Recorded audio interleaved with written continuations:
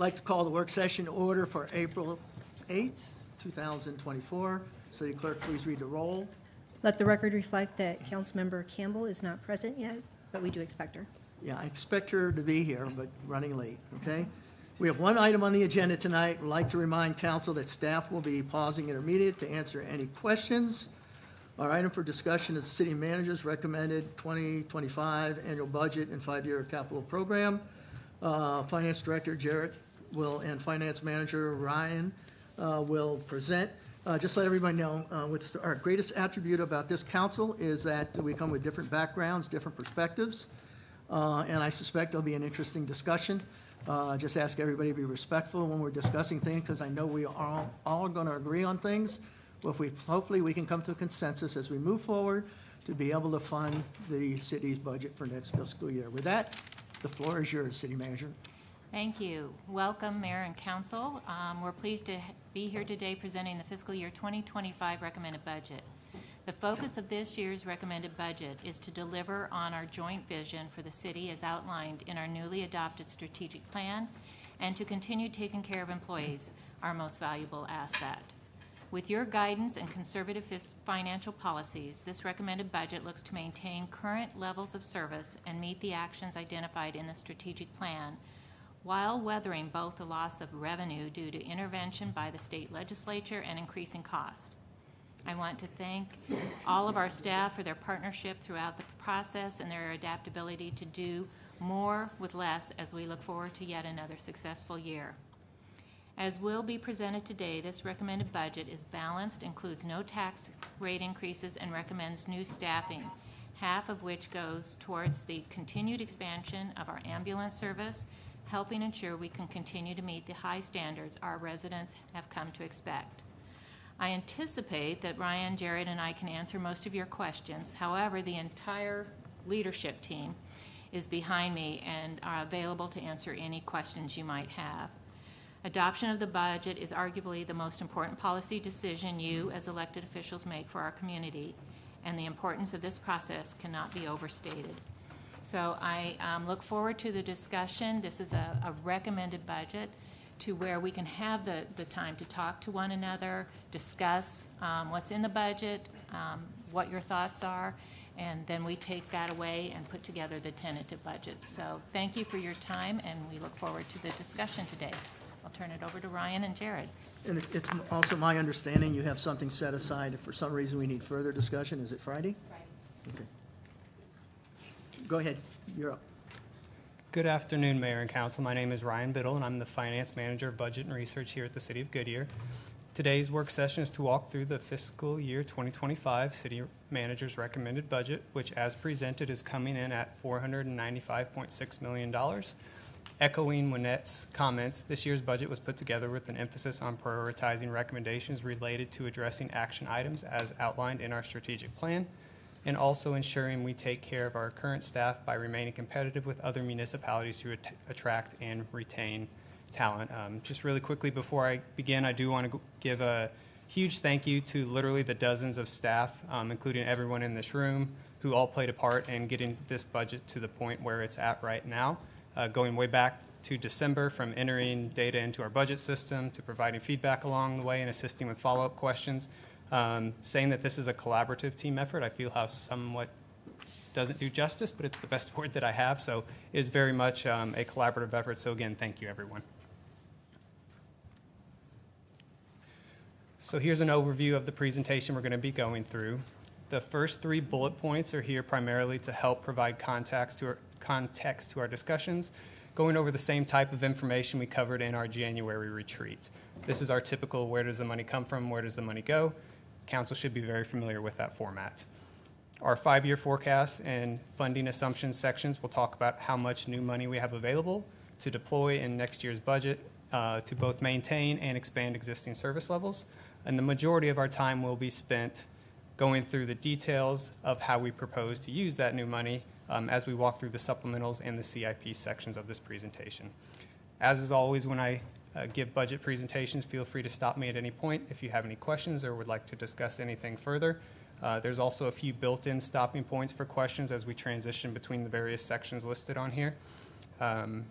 But we do have 4 hours scheduled today with a second work session if need be, but 4 hours seems like a lot of time, but I know it'll fly right by. So if everybody doesn't have any concerns, we'll dive right in. So as it relates to the economy, I believe we're seeing a resilient economy. Arizona in particular, as we continue to outperform the United States. Arizona continues to be insulated from a lot of the macro trends we see at a United States level, primarily due to the positive net migration we continue to see from other states. So despite our cost of living going up here in Arizona over the past year or so, as long as we maintain cheaper cost of livings than California and other western metropolitan areas in particular, all else remaining equal, the expectation is that our growth will continue both for the state of Arizona and here in Goodyear as well. The Federal Reserve, the question is, where will rates normalize? Many had predicted the Fed to cut rates already at this point, but that hasn't yet happened. So wherever those rates end up being cut to, whatever that new floor ends up being, there's a big difference between putting together economic forecasts, assuming interest rates are at 5% versus 2%, for example. And it is an election year, so with any presidential election year, you can never discount the potential for unusual volatility, driven by predictions of what policies may or may not get implemented depending on who might end up in the White House next year. So in January, we looked backwards in time to see kind of what our permit activity was showing here in the city. This slide in front of us is showing both backwards in time, but forwards looking as well, taking into account what we have in the pipeline for the remainder of the year and into next fiscal year. The takeaways from this slide as a whole is that we expect to see growth, just maybe not at the same record-setting pace that we have come accustomed to the past several years. The one exception of that is multifamily permits. Based on our multifamily forecast that we have on there is from our list of projects currently under construction that will complete anywhere between now and the next 18 to 24 months. So no matter how you slice and dice it, we expect our multifamily permits to go up next year. A single family we expect to remain relatively flat, and then both commercial and industrial just to fall back a little bit from what we've experienced in the current year in fiscal year 2024. If we look at financial policies, I'm not going to read through these necessarily, but these are just a few of the key pillars behind our conservative budgeting philosophy that have been in place for years, that we make sure and highlight every single year, that have served us well through the various economic up and downs that we've seen in recent history. Listed in bold, we determined in January that our construction sales tax ongoing portion would be increased to $7.2 million from $6.5 million. That official policy adjustment and any other policy adjustments will be presented to council and formally approved around the same time as our tentative budget adoption. So now we'll go through the where does the money come from, where does the money go portion of the presentation. We'll do the same thing for the entire budget that we do for the general fund portion. The reason we do it for the general fund a second time is because that's the money that we as a group have the ability to determine how it's spent. Council, if you want to follow along in your budget books, this is where we kind of would start off on page 17. What we'll be going over on the presentation will be in a bit more detail than what you have in your books, but it should follow the same format. So if we look at the whole budget, $774 million, where does the money come from? Compare that to last year at $637.8 million. So our sources are up by about $136 million. Keep in mind this includes both ongoing and one-time dollars, so the one-time dollars can fluctuate quite a bit year over year. The primary driver, if you were to look at this same pie last year, one of the pieces that changed quite a bit is our debt and bond proceeds, and that's driven by our GO bond and revenue bond issuances we have programmed into next year, which we'll cover in the CIP portion of the presentation. We'll go over several of these pieces of the pie here on the next slides. So looking at fund balance always makes up the largest portion of where the money comes from. It's important to note that fund balance is not unallocated money that can be used for other items. Almost all of our fund balance is restricted to how we can use it either by internal policy or by external regulatory bodies. If it's not restricted, it's likely spoken for, meaning that it's needed for future years to ensure our budgets remain solvent as a city in future years.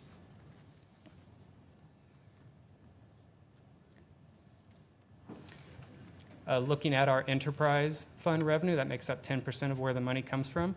This is our ongoing enterprise revenue, and you can see a nice steady increase year over year. Ongoing revenues are tracked at a category level detail, and all revenues in our enterprise funds are expected to come in at or above budget for fiscal year '24.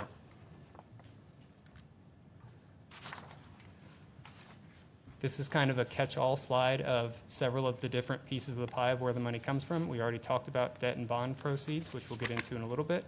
CFD and trust funds, that amount is pretty consistent with prior years.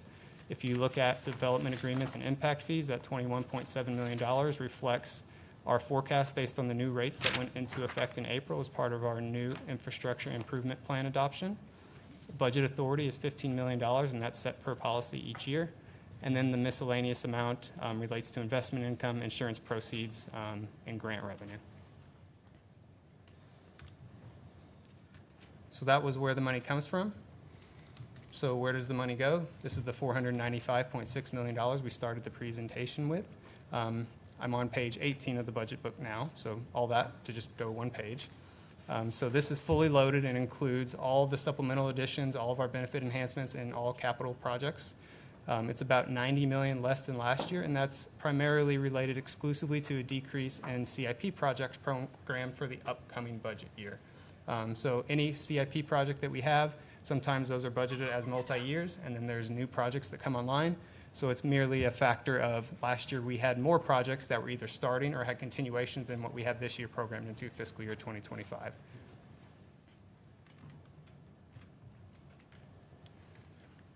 So this is just a different way to look at that same $495 million. This is a way to kind of isolate our ongoing versus our one-time spend. So the ongoing piece of our budget would be the operations, the biggest piece, 50%, plus the debt service and the CFD and trust. So about 70% of our budget is made up of ongoing expenditures is another way to say that. The rest of that we would consider one-time dollars. Again, just another way to slice and dice that same $495 million. This is by department. Typically, the spend by department follows those departments who have the most CIP or most FTEs in their department. So it's not surprising to see fire, PD, engineering, and water services kind of leading the way.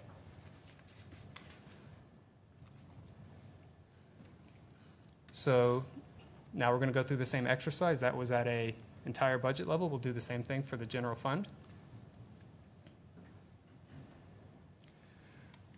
So when you look at the general fund, $326.9 million. Last year we had $281.1, so that's a $45 million increase. Again, fund balance we already talked about. So if you take fund balance out of the picture here, you can see sales tax makes up the lion's share of where our general fund revenue comes from. And that is always the biggest driver of what we'll be able to do is our sales tax. For perspective, because we talked about our general fund back in January, we projected we'd have about $2.5 to $3.5 million available for new programs or to continue the existing programs. We're going to come in at just over $4 million.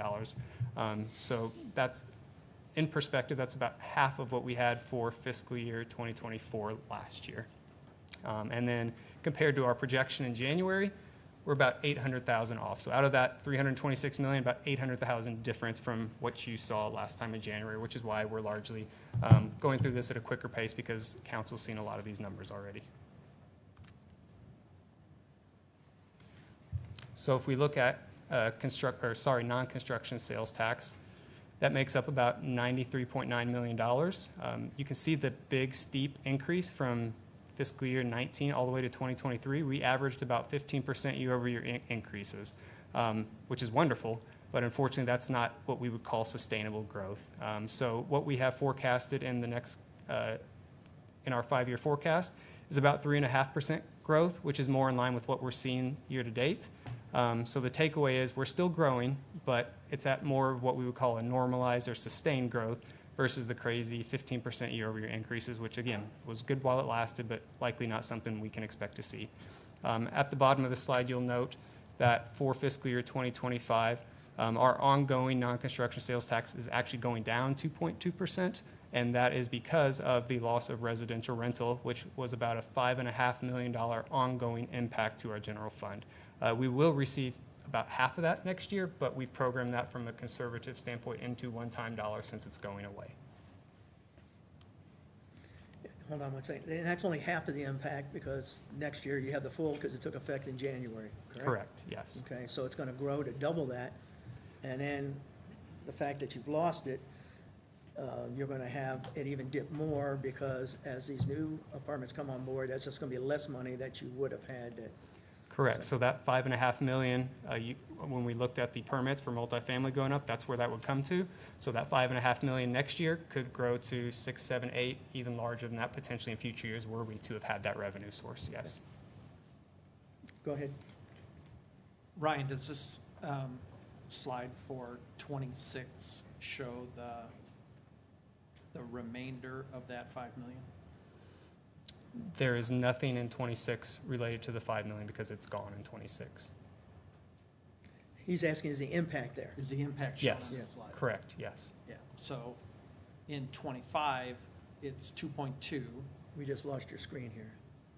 It's all right, that one keeps going up Okay. too, so. Okay. So in 25, it's 2.2 million. Right, In 25, we're going to get half of it, so we're going to get about 2.8, okay. and it'll end in January, like the mayor said. But we programmed that in 25 as one time because we know it's going away. Okay, but then in FY '26, this bar graph shows the 5 million gone. Correct, So it essentially looks flatline for '26. roughly, yes, I mean, yes. yeah, plus or minus, but, so we're seeing that, and then we start to see it return in '27 as this goes forward. So we would never have planned on future growth anyway. Not anything in the 15% range or anything like that, no. Yeah, so I mean, I realize we're not gonna get what's coming, you know, but that was future money that we didn't have. We didn't anticipate using it. Some of the cities anticipate using that money going forward. We have never anticipated using it. So We are okay, based on, yes, by the way that we budget, we are okay, yes. yeah, so I think it's both important for the public and council to, I think, see that because we're reading a lot of headlines about how some communities have gotten, they've leaned, you know, what's the expression, lean in or lean forward or whatever. They've done that just a little too far. We've not done that. Correct. Now, the only thing I would add to that, Councilmember Stipp, is you're absolutely right, but the problem, though, is instead of growing at 6 or whatever, now we're going to be growing at 2 or whatever the Right. case may be. So as we're the 9th fastest growing city and we need X amount of positions that would typically cover such a growth pattern, it isn't going to be there, Right, okay? So So that I want to make sure public understands that as well. yeah. So if, But with our fiscal policies being the way they are, we're in good shape. yeah, we're in good shape, and then so we're either our growth is gonna be stunted, or we're looking at a future tax increase. Yes, and like I like to say is, we may not, and we will know as we get in further into the fiscal years, we may not be able to keep up with some of the demand we have in public safety or whatever as a result of losing that, but we'll know better when we see next year's fiscal years and as that grows. So that was non-construction sales tax. If we look at construction sales tax, I know you might say that 20.4 million doesn't match what we have in 24, and that's because what we're showing on the graph includes both the general fund portion and the non-general fund portion. But we thought it made sense to show all of construction sales tax on one slide. As we mentioned in the financial policy section, you can see the black line going across denotes what we plan on setting aside for ongoing dollars in fiscal year 25 at that 7.2. And as an additional conservative budgeting policy, which we've never done in the past, you can see that ongoing portion we've actually tapered down a little bit in fiscal year 28 and 29 going backwards. Typically, we've held that flat. Okay. We did that because when we initially brought up the recommendation to increase it to 7.2, there was a little bit of pushback potentially from council thinking we were getting too aggressive. That 7.2 is meant to represent the minimum amount of construction activity that we would ever have. So 7.2, you can look at 2016, you know, we were pretty low. It doesn't go this far back in time, but when you hit the Great Recession in 2008, you would also see that construction sales tax going way down. But that It did take multiple years for that to go backwards, and because we look at this policy every year, if it's 7.2 million, we have the ability to adapt each year and slightly put it back, keep it the same, which is why we bring it to council for discussion every single year. In the end, it's a little bit more conservative, especially in those out years, years 4 and 5 of our forecast. There's a lot of time and unknowns between now and then, so that gives us a little bit more conservative bent to our forecast as we go out.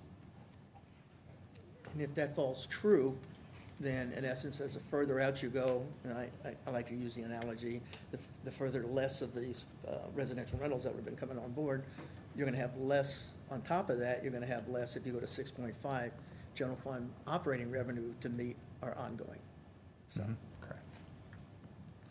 go ahead. So looking at state shared, that they make up 14% of our, where does the money come from for the general fund? For about $44 million. So on this slide, you're seeing both state sales tax, urban revenue sharing, which is income tax, and vehicle license tax. The way we always describe state shared is the faster we grow and relative to our peer cities, the bigger piece of the pie we get. It's a similar story, though, from what we just talked about with non-construction sales tax. You can see those big increases from 19 to 23. We don't expect those to continue in future years. Twice a year, we actually receive updates from the League of Arizona Cities and Towns about their projected state shared revenue allocations between cities. We just received that document late last week, and our projections are right in line with what they are expecting.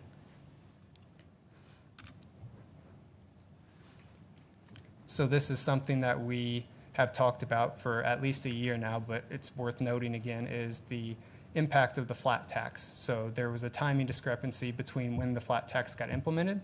The state was attempting to hold cities harmless by increasing their portion of state share revenues from 15% to 18%.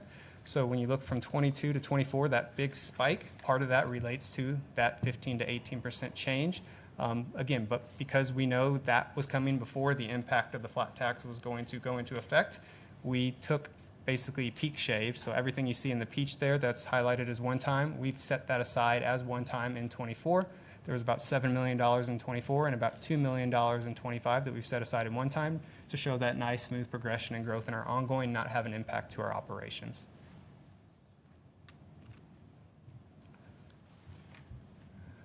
Looking at property taxes, 15.1 million. Again, this shows both the primary portion, which is from the general fund, and the secondary portion, which does not hit the general fund. But our assessed valuation, which is the driver of everything, increased last year from 1.4 billion to 1.6 billion this year. So as our assessed valuation grows, our property values within the city grow. So citizens' homes are worth more, and in turn, the amount of money that we levy can also grow. Notice the red line going across the middle of the chart there. So that represents the combined property tax rate this council has the direct ability to dictate.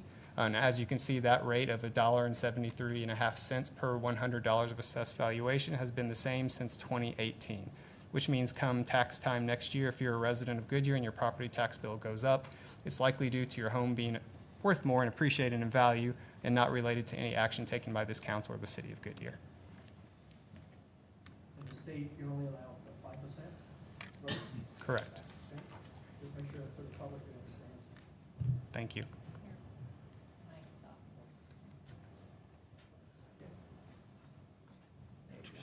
I just want to make sure that the public understands that there's a restriction of 5% per year max. Thank you, yes. So just another slide on property taxes. You can see that $1.4 billion assessed valuation last year in 24, up to 1.6 in 25. The takeaway at the bottom of the slide here, you can see highlighted that $393. That is what the average resident in Goodyear that owns a single-family home would pay to the city of Goodyear in taxes. And as most of you know that do pay taxes, your tax bill is much higher than that, and that is meant to represent the portion that goes to Goodyear, which is a very small percentage of the entire property taxes that people pay every single year. The majority of those taxes actually go towards funding education. And as part of the tentative budget presentation, just like we do every year, we'll show a dollar bill that displays the breakdown of your entire property taxes and where they go to. So other remaining sources of the general fund, development related, 10.4 million. So we assume 100% cost recovery on our development related activities. We expect to achieve that. Franchise fees, relate to electric, gas, cable, and water. The more rooftops we get, the more money we get from those franchise fees. Investment income is programmed at $3.5 million.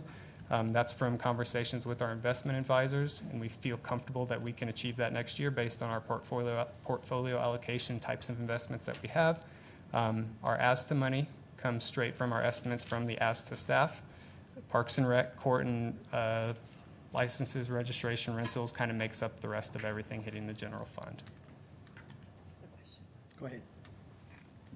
So the franchise fees, you said as development goes up, certainly the revenue comes in, but have you factored in the data centers and that financial impact? We typically try to avoid forecasting for big dollars, or if we do, being extremely conservative until we actually see the money come in the door. So we know we have a number coming in, and that will be help to offset some of the revenue that It we've could, lost. yes, exactly. All right, thank you. Just to clarify that, our forecast doesn't necessarily look for single point items of increase, but rather more of a trend. So when those larger ones do come in, then again, a little bit of conservatism that we use in our forecast. All right, so you wait till the money shows up before you start counting it. Correct, and Okay, then it very good. becomes part of our forecast moving forward at Okay, that point. thank you. Bill? All right, I got two questions on that. First one on that subject, do we know when those data centers are supposed to? I think we've got a couple from Microsoft online right now. Do we know when the other ones are coming online? Because part of that is from tax on electric, and do we know when those are coming online? I don't off the top of my head. I don't have the dates, but we can get those for you. I know Vantage is already in for the next 3 buildings, so Microsoft I don't have off the top of my head. Yeah, I'm not obviously looking for a specific date, but what fiscal year would be helpful. And then the other question about the franchise fees, we are now seeing Wired come in with, wow, senior moment. Fiber. Yeah. Do they pay those franchise fees, or are they exempt from that?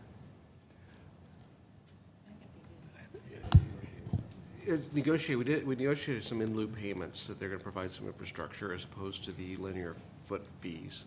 Okay. Predominantly, so I wouldn't anticipate anything large from Wired.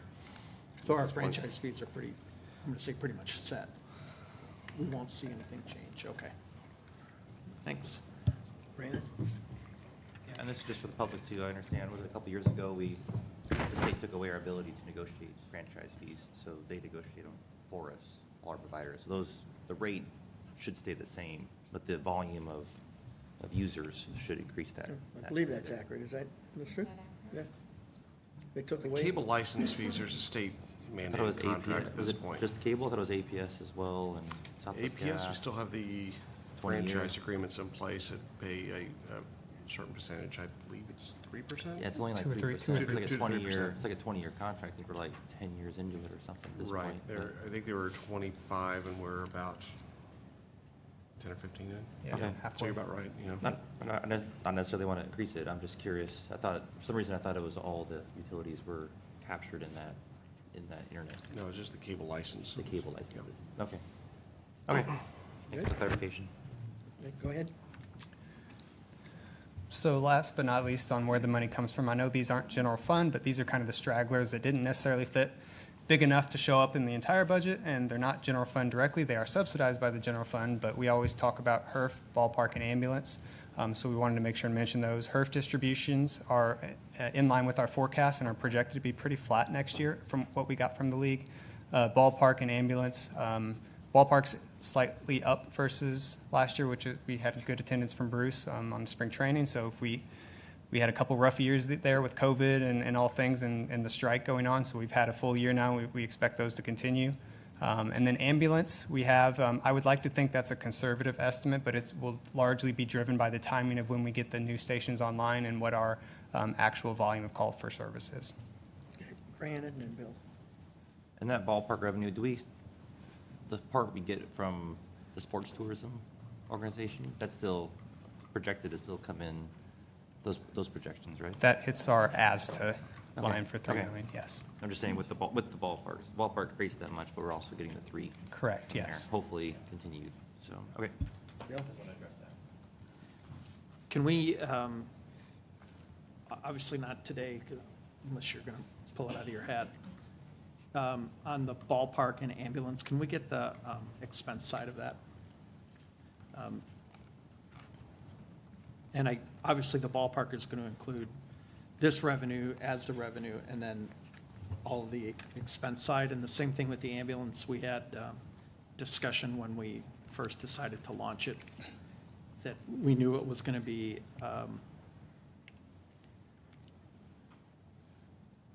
revenue negative.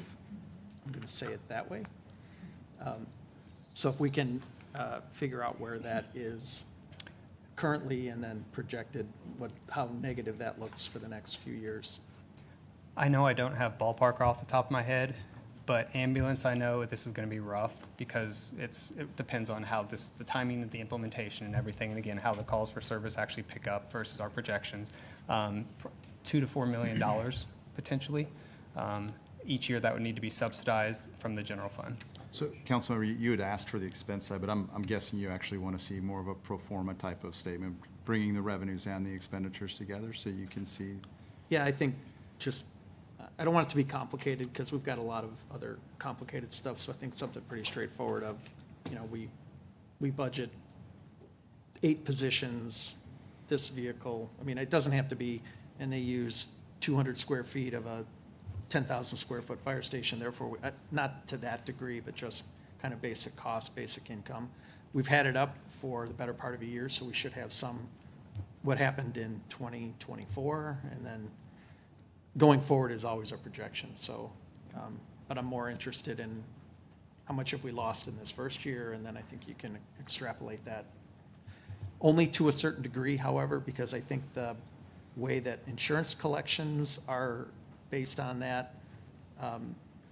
We may have a good payee rate up in Australia where the ambulance is, but we may have a better payee rate in a different part of the city where the ambulance goes up, blah, blah, blah. So there's 10 million factors that come into that. So something just kind of generic where we're at. The ballpark is the bigger one, where how much are we paying on debt service? How much are we paying, what are our actual expenses? And then what are we bringing in revenue? Somebody asked me the other day, and I could not answer. We used to watch it like a hawk, and that's how I got to the conversation. When we first started this, it was like a $6 million subsidy or an $8 million subsidy, and we knew that, like right off the top of our head, but I'm kind of curious where we're at now. Yeah, it's my understanding, Bill, it's $9 million debt service roughly, and about $2 to $3 million general fund subsidy. Does that sound about right? Ballpark, yes. Yeah. Ballpark for ballpark, So you're yes. looking at about a total of 12 million, give or take, million? We'll get you the exact numbers, but that's, yes. That's what my roughly. recollection is as far as the numbers that you're talking about, so. Yep.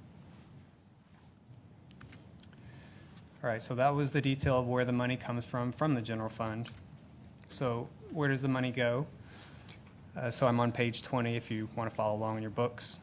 So this chart is basically meant to show that when you think general fund, think personnel, think FTEs. People are what drive the city, and that's the majority of our spend in the general fund.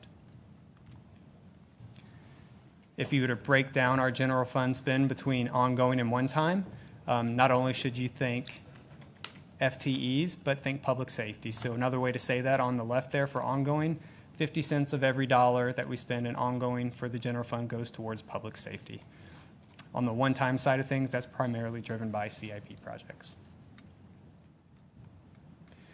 So this is the first built-in stopping point. Are there any questions at this point, or we want to continue? We okay? Dollars? Everybody all right?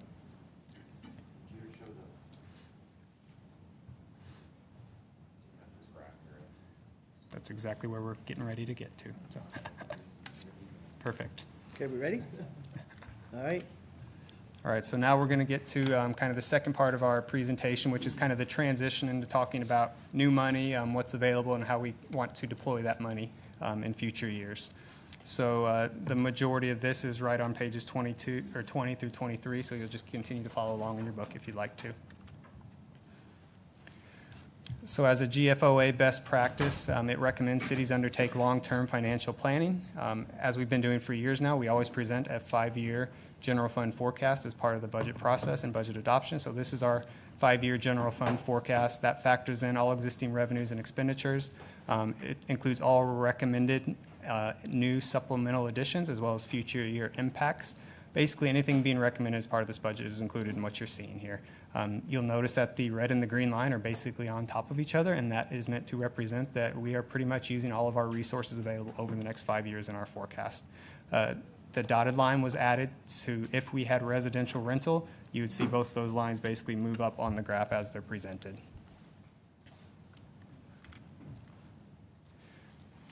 So not only do we talk about our general fund, but we want to mention our enterprise funds as well. So our water 5-year forecast, a very similar story, sources and uses essentially on the same plane.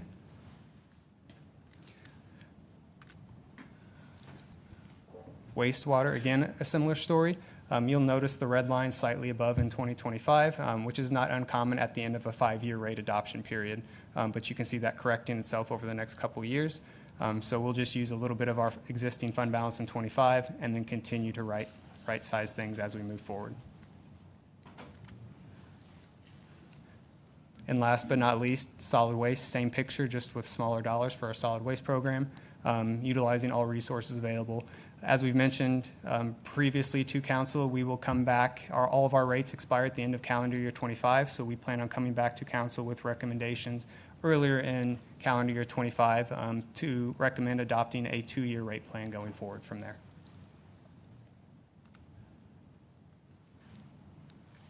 Hold on, good question. Brandon? Yeah, this is something I brought up in the pre-budget to the budget meeting, but the general fund 5-year forecast, how it shows how, if we had residential income, what that looks like, the projections, and where we're at now, and just how we're still a balanced budget, but we're a lot less margin in there than in previous years. So just pointing that out, that it's a lot tighter than it has been in previous years. So Yeah. we might need to have a follow-up to that discussion. Like I mentioned before, our discussion here months ago about how to make that up, or either reduce services or increase tax to try to get to where we want to be where we've been in the past. So what that looks like. I don't know what that looks like. That's a conversation for another day, but just how close we are to, or not as conservative as we have been in the past. So just wanted to bring that up, what we're going to do in the future. So thanks. Thank you. Go ahead. So this is where we kind of summarize what I hit on earlier as far as what we have available. This is basically where the money comes from, where it goes, both the ongoing side and the one-time side of things. So as we talked about, for a little over $4 million is what we had available for the ongoing to utilize for existing services or expand services. You can see there is nothing remaining on the ongoing side. So we have that fully programmed into the budget that we're presenting to you. On the one-time side of things, we have $56 million. Those $56 million are already programmed and are needed for future years funding for capital projects that we already have programmed into our 5-year CIP. So if we talk about existing staff, so we're recommending non-represented employees with a 3% market adjustment and a 4.5% merit increase. This seems to be in line with other peer cities that we've spoken with in the West Valley. Police and fire both are in the second years of their adopted MOU, so that's directly from their agreements. Retiree healthcare, which we had a work session on earlier this year, we have a little over $3.5 million plugged into the budget, not only next year, but in all of our 5-year forecasts that cover both the ongoing expenditure, the ongoing premiums that will increase over time, as well as paying down our unfunded one-time liability. And then last but not least, other benefits. So we are expecting a 5% premium increase for our current staff related to our health insurance program that we offer. One of the questions that was asked earlier, I believe from one of our council members, was that you are now going out and, what was one that you wanted on there? You're renegotiating our healthcare right now? Yes, we are renegotiating, and in our forecast, when we put this together, it was, we had directionally accurate numbers. So it might take some fine tuning, but what we have shouldn't be a deviation. The 5% increase that we have should be more than sufficient to cover next year. And we keep an eye on that, just like we do all of our 5-year forecasts throughout the year as additional information comes to light. Just to clarify a little bit, so we recently got a new healthcare consultant, and we're working with that consultant right now on the timing of when we would go out and look at either a renegotiation or an RFP or some type of process to competitively bid for the healthcare services. But right now, we don't have a date set. We just have the consultant on board helping us give direction on that. Go ahead. Yeah, no, thank you. I was just curious because I knew it was coming up and I wasn't quite sure how the numbers reflected it, so thank you. Bill? Directionally accurate, what does that mean? So when we go out for bid, we know there's going to be increases. And we've put in what we believe are conservative enough increases to capture any increases that we will likely get in the future. Okay, I mean, that's what I thought. But Yeah, sorry for not being no, clear on that. that's- We're certainly not holding our forecast flat. The expectation is that healthcare costs will continue to increase for us. You're building in the 5%. And then on top of that, as a whole, we know we're going to have more employees, so we need to plan for higher expenditures in our trust fund, and then, potentially a higher rate that we'll have to charge our employees and to ourselves. So here we are, April. We are usually heavy in the negotiation process at this point with a provider. So if we're trying to renegotiate, are we not going to have that done by July 1st, or? Two different timelines. So we did complete negotiations with Cigna for next fiscal year. What we're talking with our consultant is, do we go look for a different provider? So for the current year, we're going to continue, or for fiscal year '25, we do have rates set. We do know that there's going to be an increase. We did set that premium higher in accordance with that anticipated increase. What we were talking about with future negotiations has more to do with the following fiscal year and potentially looking for a different provider than we currently have. So we're really talking about 26, not 25? Correct. Okay. That is correct. So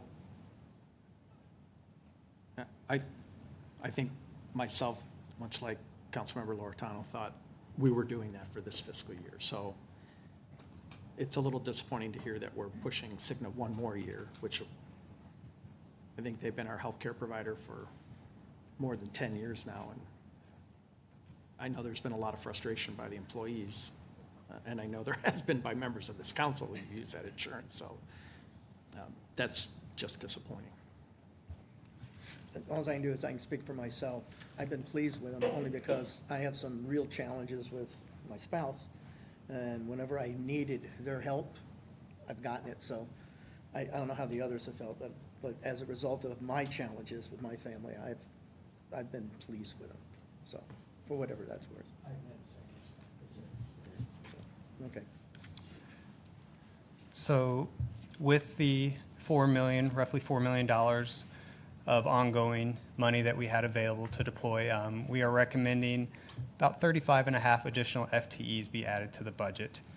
For comparison's sake, last year we added about 57, and this is actually the lowest number of FTE additions that we've added going back to the fiscal year 2020 budget, to put in perspective. Brandon, do you have a question? I was just making a comment during the budget section. We were talking about how conservative we are, and there's not much margin this year versus previous years. And I don't necessarily want to go this direction, but if there might be opportunities, or we might want to look into the market adjustments for some of the personnel in the future to see if that might be a way to be more conservative or have more control, leeway in our budget in the future. So we were talking about it in the work session, so I was just bringing, or not the work session, the one-on-ones, so I was just bringing it up to the rest of the council, so, Okay. as a topic. Not that we need to or have to, just want to bring it up. I'm not quite sure. What does that mean? Yeah, I don't understand the. So personnel is always the largest cost. I'm not saying we need to go there. There might be other options to create more margin in our budget because we're so close. I'm not saying I want to reduce, this might not be the last thing that we go to is, for example, we increased our budget, our healthcare out for 10 years, out to 65. So that increased that benefit package. But maybe we need to reduce this next year a little bit of the merit increases to make up for that adjustment potentially, or maybe we go somewhere else differently. Maybe we don't. Maybe yeah, maybe we don't need to tighten our belt, but maybe we do. This would be my last resort type going for employee compensation, but it's just something that a lot of businesses go for first. But I just wanted to bring it up as a potential, not that I need to or want to, but just wanted to bring it up. We increased it, that one-time dollars and the ongoing going forward. So if we just trying to balance it out more. So to create more options for other projects that we might want to do in the future for maybe 1 year. May not be that extreme, not that tight yet, but something we might want to look into. Go ahead, Sharon. And then manager has something he wants to say. Okay, I know we're not quite there yet, but I understand that you're concerned about the margin of where, and that's a really justifiable point to say, hey, we're kind of close those lines, we'd like a little more wiggle room in there.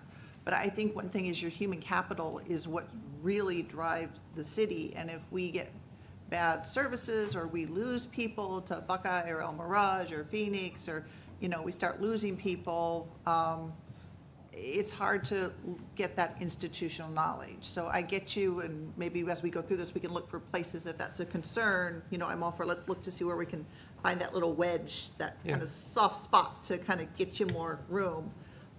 So that's my concern, is because it does take more money to train an employee and get them up a couple years to get them up and running. And then when we lose them to Buckeye, which I think we now built a wall, so Buckeye can no longer steal any more of our people, but we got you, so welcome. Congratulations. But I think that's really important there. What was our, I do have a question on that. What has our city population grown in the last year? Because we're, 111 now? 112. I think. 112. Almost I round up. 120, yeah. I round up to 112. How much from last year? Gosh, oh, Katie grabbed her laptop. Oh, I just need round numbers, Katie. I don't need the. Exactly. She'll get it for you in So just this a minute. is last resort. I just was thinking about ways to, I agree. I want No, to I get you. You want to take care of our you want to cushion. employees, and this would be my last resort, but just something to talk about, that's all. Yeah. Well, I would say typically in the public sector, you would reduce your hiring rather than impact your current employees. You don't, unless you have something drastic where, like you have to do furloughs or something like, the recession, but typically you slow down your hiring. Katie, what you got?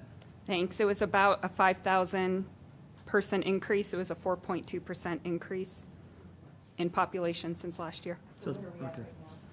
The exact figure is 111,508. That's of July 1st, 2023. That's the official MAG estimate. Yeah, certainly, yes. Go ahead. And just for clarification, if you want to discuss this more, the police and the fire represented are in the MOU, so we are contractually obligated to that. If you were looking at the non-represented, either the market or the merit, that does include your battalion chiefs, your deputy chiefs, your lieutenants, and deputy chiefs, and so they are not in the MOU, so just information. Okay. Go ahead. So based on everything we've talked about, we're just about getting into the details of the recommendation. So this is just one way to show where the money's being deployed at from a supplemental standpoint, which we're getting ready to talk about. So we talked at the very beginning of the presentation about how our strategic plan was a point of emphasis in making sure that we address specific action items there. So just for reference, 40% of our ongoing recommended supplemental dollars and 35% of our one-time recommended supplemental dollars are related directly to addressing strategic plan action items. Very similar percentages, whether you break it down in the entire budget, general fund, or FT related, somewhere in the 35 to 40% range. And just of note, when we get into recommendations related to the enterprise funds, all those supplemental dollars are included in our most recent updated rate model study as well. So another pause in case there's any questions, but the next section will be our supplemental section. We'll go department by department. I think that's where you're going to get your discussion, so. I let think her so. roll. Page 24. We should put like the page numbers. So, To this PowerPoint. so this particular Wait a minute, section. Hold on one And I second. do want to point out, and when your time ready for a break, we do have stuff in the back for you, little snacks to keep you going. What do you think? Before we get Sandwich. into the meat and potatoes, you Sandwiches. guys willing for a little snack? Or Bill, just break? whenever you're ready, it's there. Well, you okay? Break? Because once we get into this, we'll be getting into this. You hungry? We gotta take a break. Hmm? We need a bio break. Okay, let's do a break, short break. I know you just got here. We're going to take a break.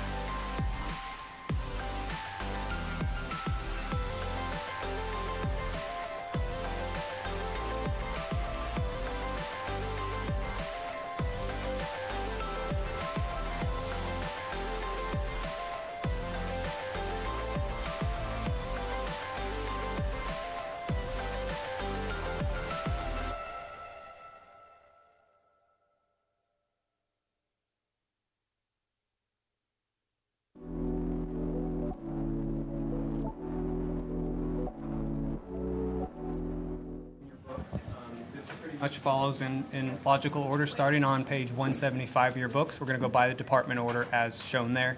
On the slide, you'll see the majority of the supplementals being requested, but not all of them. It'll show both on the budget book on page 175, if you follow along, both the requests and the recommendations, in case you have questions. They can't hear. Have the mics on? Can you hear me now? Yeah. Go ahead and start over. Okay. Yeah. Slide number 1.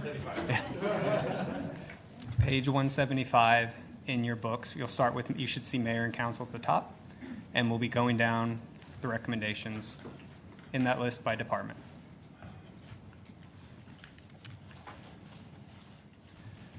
So first off is mayor and council. There is one supplemental request, and this recommendation is to increase council's discretionary funding from $2,500 per council member to $3,000 for the mayor, to Bill? $5,000 per council member and $7,500 for the mayor, an increase of $19,500 in total. Hold it right there. Bill, do you have any? On this subject? Yes. I surely do. No, they're out. I guess I just have to start with why. How did we get here? Why are we doing this? We got the report from the manager last week. I don't have it. I have it right here. Do you need a copy? No, I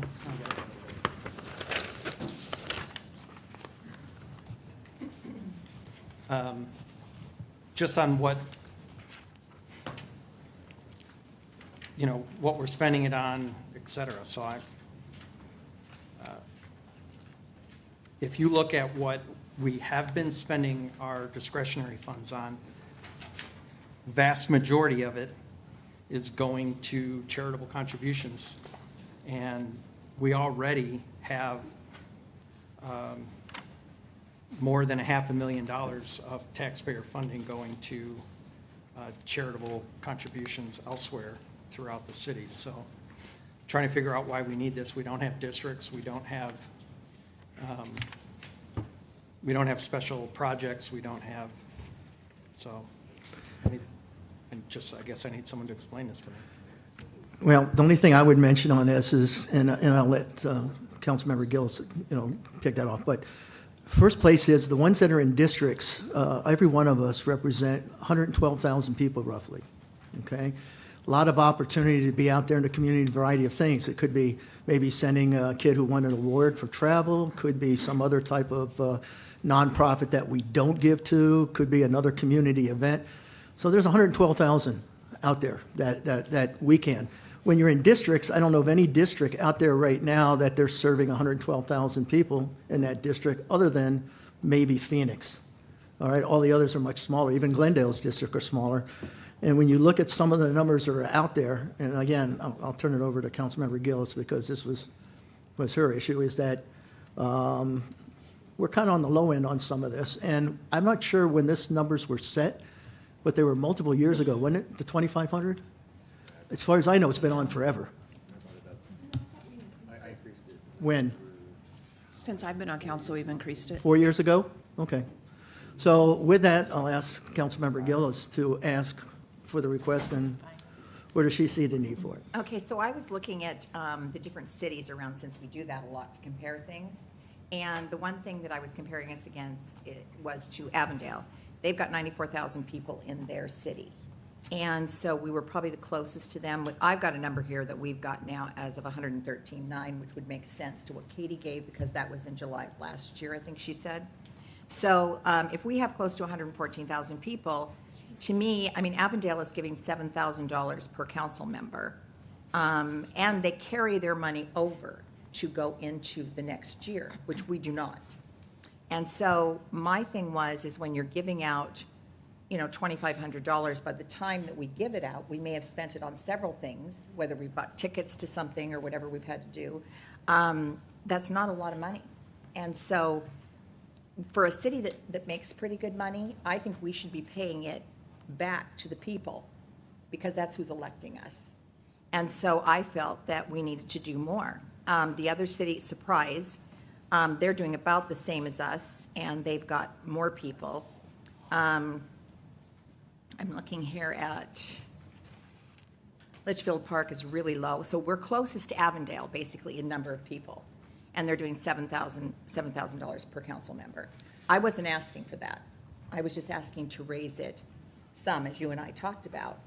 And I thought that it would be fair, because then $2,500, if you're giving it to one person, is fine, or $2,000 by the time you've done whatever you've had to do with that money.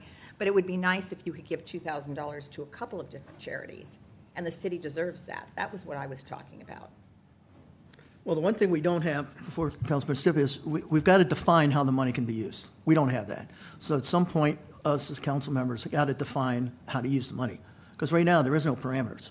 Well, aren't we pretty much giving it to, like, advocacy centers where mine went last year? Well, Are but we we- pretty much giving it to that, Well, donations? I think it's not defined. So I think at some point, whatever number we come up with, we still have to have a discussion among us, and I think wouldn't be here, because we're going to need more time for that, but a discussion on how it should be spent. So let's just put that on the side. But for right now, I'll take some input from anybody as far as the dollar amount is concerned. Is 25 too high? Should be lower, or whatever? And let me get the others, Bill, I'll follow up with you, Okay, because I was just going to address the numbers. Okay. Councilmember Hampton, you have anything to weigh in on this? No, I'm okay raising it like that. I mean, I think we haven't done too many special projects because they don't really have the funding to do special projects. So the original, increased it before, wanted to propose increasing it before was so we could do stuff like that. So, and some of it's just starting out projects, and then the city takes credit for it and then moves on, which is fine. So I think having a little more leeway, what is it, a $500 increase for the council versus It would go what from it is now? 2,500 to 5,000. Oh, 5,000, okay, doubling it, so yeah, I think we can do more, and it's not just, the first time I used it for training, so I could be a better council member too, so I went to a offsite training on economic development, so I could hopefully be better at economic development, so there's other uses besides just using it for tables or events or things like that, so yeah, I'm okay with it. So. Councilmember Campbell? Well, this is not a slush fund. It First- is taxpayer money. And it should be spent on, I feel, a 501c3 that does services only in Goodyear. Because we're not in the business to pay off people. And if we want to give more grants, then give us more community funding grants, money, and let us work that way. But this should not be used to buy yourself a dinner or to play golf or to get something special, because this, you're spending taxpayer money. This is not a freebie. And that's, if you'll notice, all the stuff I gave is stuff that we funded, but they needed special things like Sky Kids didn't qualify for a grant, so I gave them $1,500. This year, I gave autism group $1,500 so that they could have their 5K run at the ballpark, because that's what it was going to cost them to use our facility, and they didn't have the money for it. So they're a 501c3, and they're the only autism really substantial program in all of Goodyear, and we have a lot of children that they're servicing. So I really feel very strongly it should be used just on 501c3. It should not ever be used on anything personal for one of us, because that's not what the money's for, I don't think. The residents aren't paying me to go play golf or to go have lunch or to go buy something for me. And that's why, They would. I think it's important that we got to define how it's used. But I right now, agree. the discussion is right now, Increase it or not? should it go? But I don't should- want to increase it because, I Okay. mean, we're so conservative. This should be plenty. Okay. And we're not by districts. Avondale is by districts, Surprise is by district. Avondale's not. Avondale's not. They're not. Well, Surprise is by district. Right. Okay. So- Avondale's not. Well, Avondale's not, but they have a completely different demographic. I don't even know how much community grants they give. I have no idea. We give $35,000, isn't it, to the Advocacy Center, or is it Right. $350,000? Like I don't know. $350, I think. $350,000, so, 50 plus. you know, I just think that we need to be, you know, We just need to be. Well, right now, stewards of the money. right now, we got to define it. We'll do that at a later time, but you want to hold it at I'm not 2,500? raising it. Okay, I'm fine with 2,500 because okay. they have to remind me to spend it by the end of the year anyway. Okay. I always forget. Vice Mayor? I would like to see some guidelines, some parameters for it. I think that's the thing that's always made me feel a little bit uncomfortable. Like Wally said, it's taxpayer money. I think we do have to be good stewards. I mean, this is probably the first time any of us have accounted for what we've spent it on. You know, we've all had the money and we've used it. I think community funding should be our primary source of funding our nonprofits, because we ask them to provide social services that we don't do. And we've even had trouble spending all that money because of, different, for different reasons. But as a council member, and it hasn't happened as much, but we would be asked, maybe one school's robotic team is going to finals in DC, and we could opt in to make contributions, go do Goodyear proud, that kind of thing.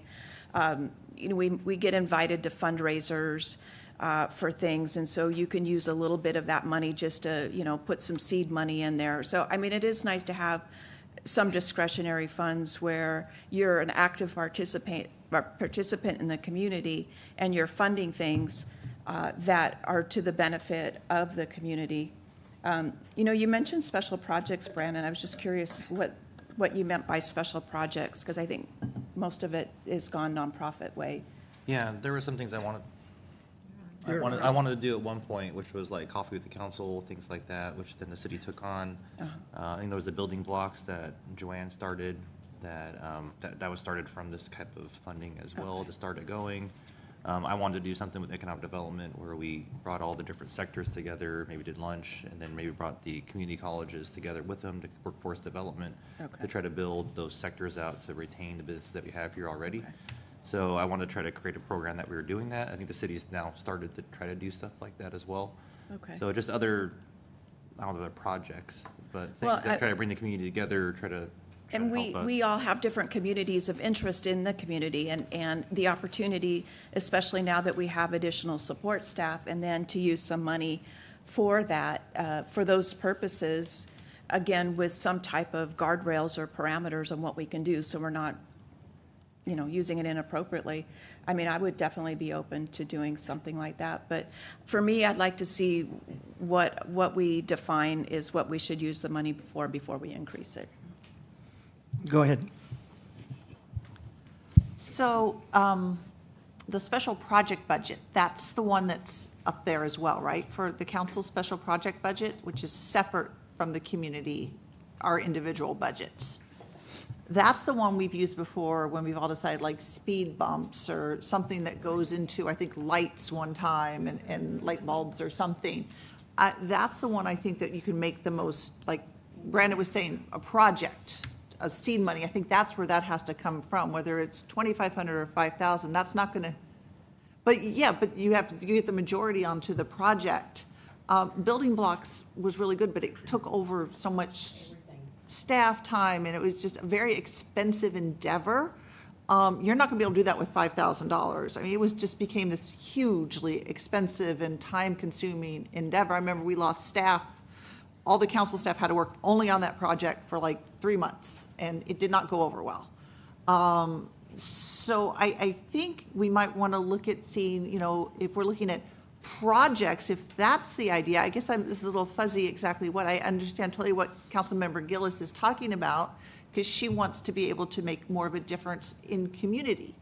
So I can see where that would be good, but I think that's different than what Brandon is talking about. I'm seeing them as two different things. Well, and I'm the one that asked for it. Well, no, but I understand what yours is, but that sounds a little different than what Brandon asked. Seems like that should be something, should be into the community fund budget.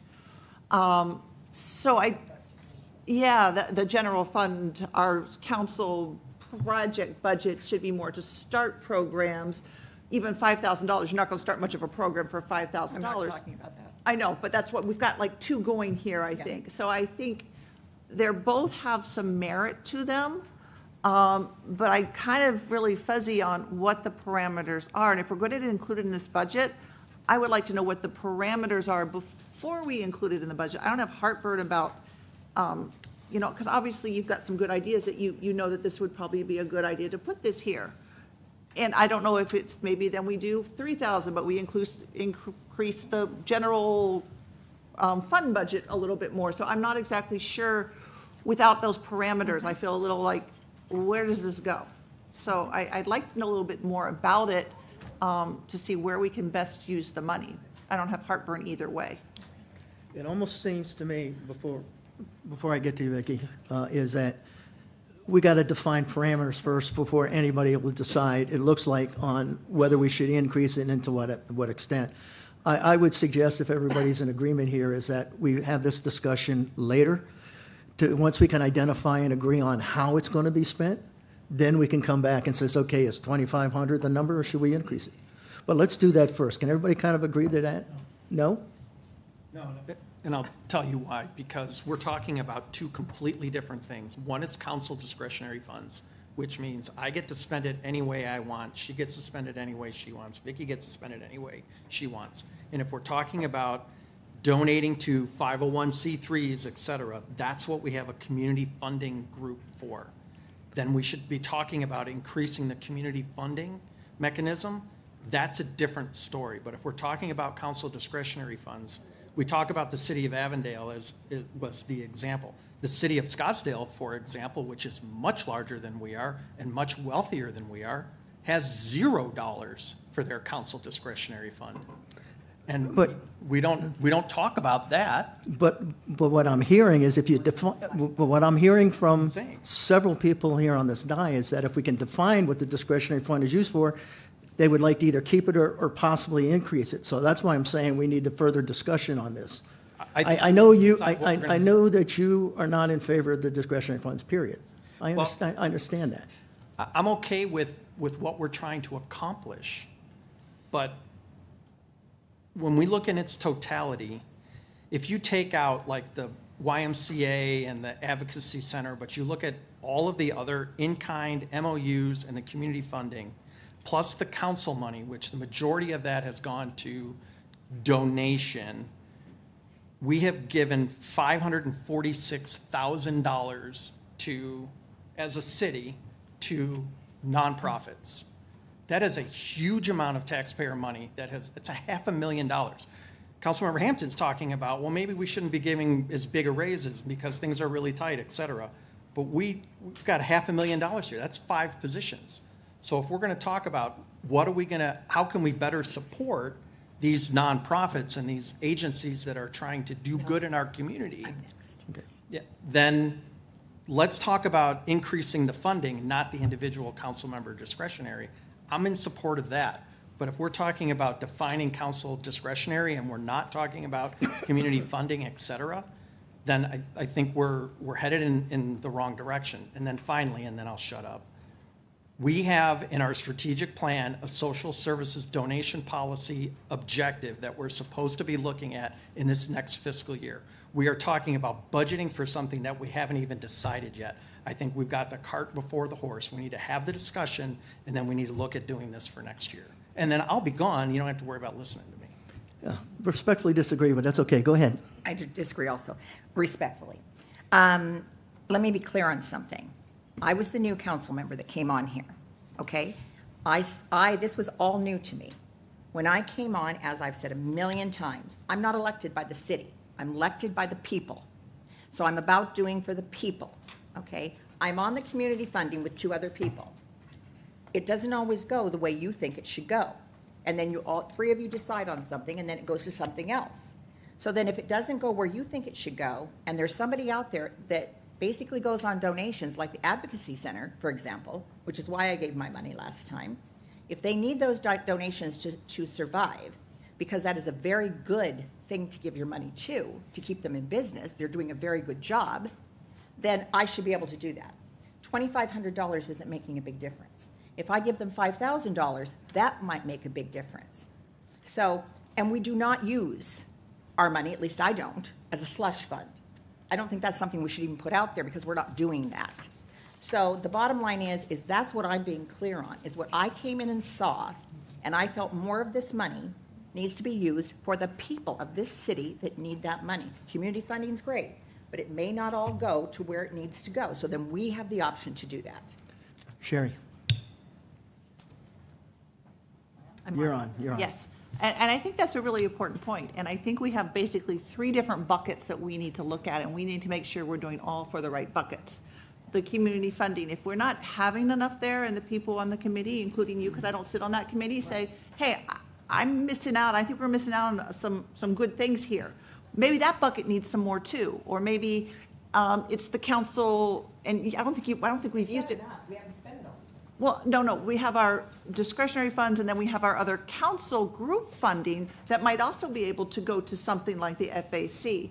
So I think we've got 3 buckets that we need to really kind of sit down and kind of hammer out, what are these 3 buckets going to be used for, and how do we use it? Because we always forget about that council discretionary, the group funding bucket, that would be a great place to send extra to the group funding bucket. So I think we forget about that. So I'd like to just get the parameters. I don't have a heart button, I don't have a number in mind. But if we could look at those 3 different buckets, and kind of maybe get the parameters, and then we can figure out the money to make sure the parameters, that the needs are being met. Because clearly, if this was brought forward, someone feels that the needs are not being met somewhere. So we need to see what is not being met, what is that need, and which bucket can it come out of? I don't think it really matters if it comes out of our group bucket or if it comes out of an individual bucket. There might be several buckets. Yeah, or a little bit from each bucket. Right. So, my bucket analogy there. So I just think we need to sit down and, like the mayor said, kind of like, let's hash this out. Yeah. And then we can figure out the best way to get to the goal. Hold on, manager. Love the conversation. So with looking at all 3 of them and with our timing and with the project and the strategic plan, we do have that discussion coming up about the greater community funding options. What we can do is we can bring back a work session where we're talking about how the discretionary funds are used. Those are your council discretionary funds. We can try and target before the tentative budget. If we can't get it there, another option is we could target it after the tentative budget, but put the extra funds that were requested in this budget in a contingency. So if the council at that time, once they decide on how they want to use these funds, then can decide on the amount, but the money is set aside so that it's there if the council decides to go ahead and move forward. The bigger conversations about the community funding and the larger discretionary, that's a whole different conversation. And even in the list that we provided for you on all of the areas that we have, we even put our asterisks there because we put this together within like 24 hours. We know we've had to have missed something. It's not a complete list.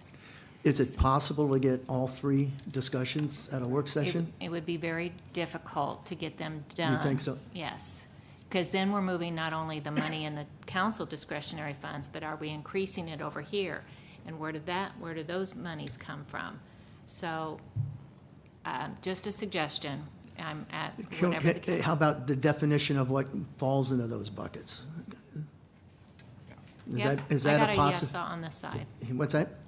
I got a yes here, so we get Okay. definitions. Maybe we Because don't move money. it seems like you've got a lot of discussion here, and at some point, we're just gonna have to hammer it out. Yeah. But you say you can get one where we can do that separate. Yeah, so where Okay. we could define those. Okay. And then the council discretionary money, we can set that extra request aside, save it there. So when council decides how the funds are should be used. Or not used, whatever or the case not may be. used, then a decision could be made, do we raise it or not? Okay, Does that make sense? So that we have clear guidelines. okay. Okay, Set I it think up, okay. All right, thank you. All right, one hurdle. Next. Last point on that real quick. Yes. The last time we made an adjustment was in fiscal year 2019, so your memory. 2019 when you your- did your it, so memory that's is been pretty 6. good. Okay, 6 years, okay. All right, on to the city manager's office. So the only supplemental being requested for the city manager's office is for consulting services. This is one-time money to be allocated to the city manager's office to help with efforts such as federal representation, grant writing, and strategic plan consulting. I don't want to jump too far ahead, but there's something that you have, I think, in finance for some look at an internal auditor position. To be honest with you, I'm surprised we don't have one, because I've been in cities that's smaller than this at times that do have one. But my concern is, on that particular position, it should not be other than in the manager's office. Why? Because that position is responsible for overseeing all the departments, all their policies, all their spendings, and then produce a report to the manager whether everything's in compliance. It's like your first stop before the actual external auditors show up. So like I said, I don't want to jump up too much, but if the rest of the council is in agreement in that, to me, it should not be in finance. It needs to be in the manager's office, because they're going to overlook even finance. So the request that we have for the finance department is actually in line with the strategic plan, which is to engage with a consultant to really establish what that program is going to look like. And as part of that report that's going to come out is going to talk about the reporting structure. So. Oh, okay, so the reporting so- structure's not final. is what you're Correct. saying. So that consultant is going to help us establish the internal auditing program, not do the internal auditing program. So they'll help give us recommendations that we can bring back to council as part of the strategic plan. Yeah, I'm just saying the recommendation should be, in my view, but based on my experience, it should be in the manager's office. But again, if it's only doing the actual laying it all out, then I don't have a problem with that. I'll get renovation for free. Yeah. And just before we move on the city manager's budget, the funding for the lobbyists, the federal, help us look at more grants, more, issue at the federal level, which we haven't been doing. This does piggyback on, and Jen, I think, is listening somewhere, on the Buckeye contract. So it's the same firm that Buckeye uses, and they've been very successful with Did them. you just announced that we have we have the contract? We have used this year's money for just the rest of this year. I see, okay, So because I this thought you were would- announcing that we were. No, I'm Okay, sorry. I thought maybe the cart was before the No. horse again. So this would Okay. be just going through the end of this year, which would help us with some earmarks right now. But this would have to be approved in order to continue anything that we do further. Thank you for that Sorry. clarification. Bill, did you have a question? So, Jared, I guess I don't want to say confused by this, but in the description of the internal audit with the contractor Protiviti, it says engagement-based internal audit service. Potential areas for review include project management manual, inventory management, contract compliance. Additionally, use services to establish parameters for internal control function. Will request an annual one-time allocation. That sounds like they're going to be doing some internal auditing. So are we building the program, or are we auditing? So we are building the program is what we're going to do. And some of the things that we're going to have them look at are the types of things that we should be, what are the high-risk areas. For those of you that are on the audit subcommittee, you may remember we did a review of our CIP process. And it would be something similar to that, but instead it would be looking at developing this program going forward. So they may look at a couple of areas in order to give us some direction, but we're going to have them put together what the program will look like, and we'll be bringing that to council before we move forward with doing any internal auditing. Okay, because I'll just leave it alone. Brandon? Clarification, are they creating a PMO for that, for the project managers within there, or just looking into something like that? No, so two separate things. Previously, we had worked with them on the CIP review, and some of those, we'll actually talk later about at least one of their recommendations that we're incorporating into the CIP. But we haven't put all of those recommendations into practice yet. We're working on those. But this is to essentially engage with that same company to look at establishing an internal audit function. Okay, yeah, thank you. Vicki? This is a question for Jared. Jared, because Vice Mayor Kano made that comment, I sit on the audit committee, and so am I wrong or am I confused, which could be both? Can you tell me, didn't we talk about all this? We talked about the internal audit, we talked about, I mean, this has been ongoing, correct? That is correct. So there's no cart before any horse, because we were talking about this, So- correct? So That was the federal contract, the contract with the federal lobbyist I was talking about. Okay, this is different then? Yes. Correct. But we talked about internal audit. plan. Correct. Because one of the things, when we're in the audit subcommittee, we're usually talking about our external financial auditors Yes. that do our annual audit of our financial statements, and a So lot we of are times. doing that. Correct. We're doing that outside of what, this is separate from that. We'll be Okay. doing that every year. We're required to do that. We will do that every year. This, in those discussions that we've had in the Right. audit subcommittee, a lot of times we ask our external auditors, hey, were you looking at this process? And Right. did you look at this process? Right. And the external auditor's function isn't necessarily to do process reviews, but rather to test, to make sure of the accuracy of our financial And they statements. actually thought it was a good idea to do the internal auditing. Correct. Okay, that's what I Correct. wanted to be sure. Okay, thank you. Thank you. Go ahead.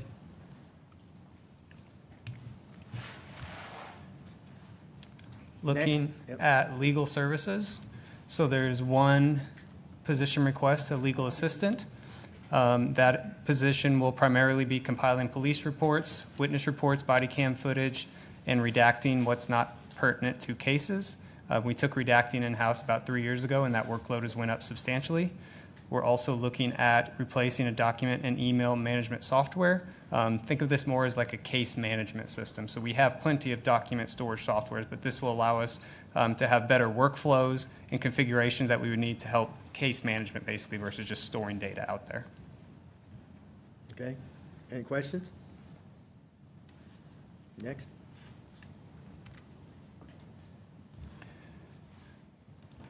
So municipal court, we're requesting one FTE, a court hearing officer. So under the direction and supervision of the presiding judge, our court hearing officer would be involved with civil traffic, city code violation, protective order cases, just to name a few. But the overarching reason for this request is per Judge Delgado's State of the Court presentation to council earlier this year, there was a need recognized to free up some of his time, so he's not spending 100% of his time on the bench, and allow him to dedicate time to other duties. One question I have on this is, a little concern is when we use one-time funding for like 3 positions for the judge. And I know you're testing it right now to see if maybe you need 3, maybe you need 2 for 1. One of the reasons why I'm always concerned about that, if you find out that you catch up and then you have to let people go since they're one-time funding, what kind of ripple does that have, in your court itself? So that's only my question there for the court. Since there's one-time money being used for it, that doesn't necessarily guarantee that they'll be approved next year. Does somebody want to come up and kind of answer that question?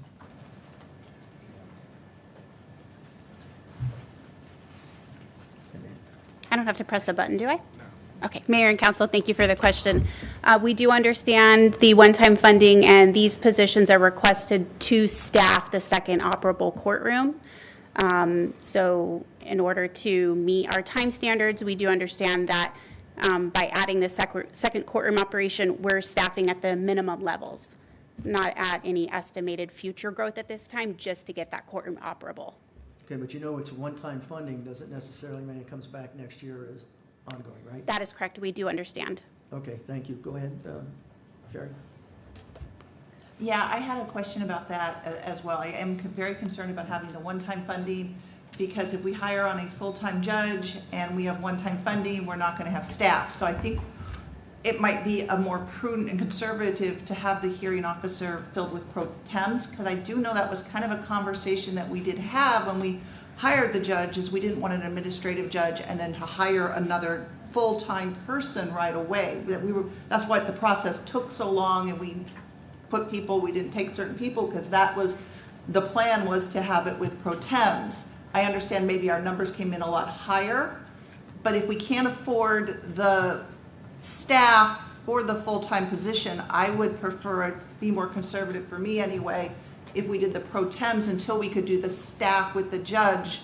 Otherwise, it looks like we might end up with a deficit. As the mayor said, that's not a guarantee for next year, and looking at the numbers, there's no buffer, no margin for error in these numbers. So if we could do the pro tem and then maybe hold off on the hearing officer till we can get, like, as a package.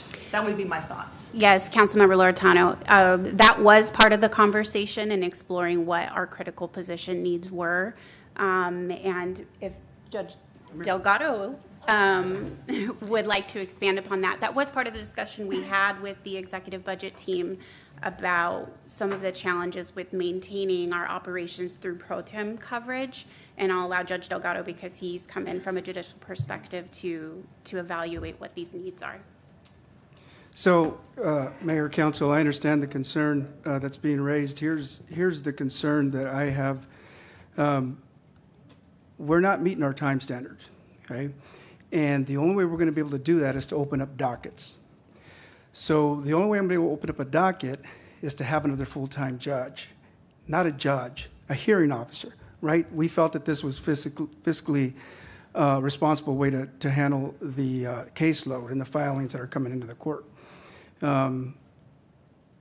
If I'm able to have a court hearing officer that are full-time, what I see happening is shifting over essentially the civil work, primarily the civil work. I also have the ability and authority to swear them in so they can do criminal work as well. But what it's going to be able to allow me to do is to get rid of the pro tems, not rid of them, minimize the use of the pro tems that we're having now. In order to accomplish the additional settings that I need, I'm going to need to have a pro tem there every day, 4 days out of the week, which means I'm going to have to get a pro tem that's willing to commit to 52 weeks a year and being there every day. So to me, it makes more sense to have the hearing officer there. I can shift that work over, and it's going to allow me not only to open up, I say conservatively, about 160 settings a month, but it's also going to allow some consistency. The problem with having pro tems, and they have their place and they fill in, is you've got no consistency among your pro tems because they have different mindsets. So I'm concerned about the consistency. I'm concerned about not being able to fill in the amount of dockets I need to meet our time standards. And I don't want to shoot myself in the foot here, but it's going to be difficult to manage that second docket if we don't have another employee. Can we do it? We're pushing staff now. I'm doubling up on dockets. I'm overloading dockets. And even if we have the one-time funding, we'll be able to tell whether or not we can get to that point. But I am not feeling comfortable about being able to get our time standards where they need to be without having that full-time hearing officer there present. And I understand where you're coming from because you didn't get in until you got in and started seeing what was in the court. Correct. I totally respect that. My concern is we're not giving you staff to go with that judge. And there's no guarantee that staff's going to be there for the next year with the way the numbers look. So rather than have a judge and let a judge possibly, or a hearing officer go, as well as the staff, or start having full-time employees that we can't support, I guess that's my real concern, is we don't have the support staff for the judge. That's no guarantee, because they're one-time monies. And our budgeting, we've never really done ongoing programs with one-time monies. We've never done that. We don't do that. So that's where my concern is, if we can't afford the staff, then I would want to wait on the judge as a pro tem until we can get him as him or her, the package, the staff that they need. Because that's just always been kind of our course of business, is one-time monies do not go for ongoing expenses. So that's where I'm concerned. I don't want to leave you in a lurch. Yeah, and I appreciate that, Councilman. Is it all or none? I mean, you get to run the court hearing officer, you need all three positions to run that court over there? Or would one get you, if we got you one more person, would that get you going? In order to run the second docket, in addition to the judge, you would need the courtroom titled specialist. So senior courtroom specialist and the courtroom specialist. So the judge obviously has their place on the bench. We need the associated clerks with that courtroom function. So if we got you that person as well, then use other people as Yeah, the court That is special- the correct. Senior courtroom specialist And the courtroom court hearing specialist. officer. That'd be the bare minimum. The And we're- and senior we- courtroom specialist, the courtroom specialist, so there's two Oh. functions. There's an in-courtroom process and then an out of courtroom process related with running a docket, and the judge. Okay, so you need two if we went ongoing. Two versus- support staff and the judge. Okay. Okay, just trying to see what the minimum is for you, so I'd like to get you to their point. I don't want to set it up. If only 1 year gets the all the backlog out and everything like that, do you think that's really gonna be worth it? Then maybe that'd be a good solution, but it's not a long-term solution. 'Cause And you're just to clarify, Councilmember Hampton, it's not a backlog, it's our existing caseload. and that's, so it's gonna continue. Even if we bring them in, it's not gonna solve, it'll just help for that 1 year, for now. Correct. Yeah, it's not gonna go down, so, okay. Yeah, I was just clarifying. So, yeah, I want you guys to be successful. I don't want you to have to get them and then they go away in a year and then we gotta reevaluate this year.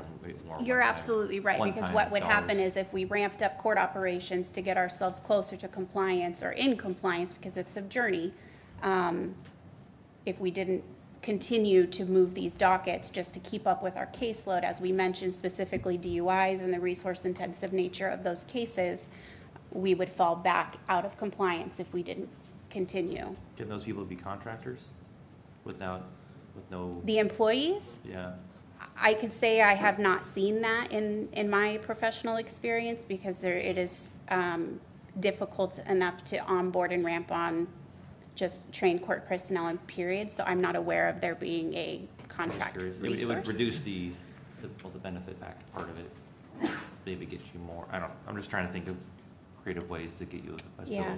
people long-term. Okay. Councilmember Stipp, and then Vice Mayor. I'm trying to get my head around this because, well, first of all, let me start with this. We keep talking about the standard, the time standard or whatever. Is that an internal standard or is that Superior Court standard? That's a Superior Court standard, a Supreme Court standard. So it's a time processing standard created? Right. Okay. And you're saying it needs to be a hearing officer. I'm just going to parrot this back the way I've heard it to make sure I understand it. You're saying it needs to be a hearing officer and not pro tems because that person will be there basically 52 weeks of the year, as opposed to a myriad of pro tems filling in those 52 weeks. Correct. It's difficult even just to get pro tems to cover if I'm gone a full week as it is now. But then you got to get at least 2 more individuals that are willing to commit 52 weeks. Okay, so then we're adding, and this was my question on Monday, we've got 3 positions that we're trying to fund one time. And if we hire a full-time hearing officer and we don't hire the full-time support staff that goes with it, we're kind of shooting ourselves in the foot. And your request was for ongoing people, not for one-time people.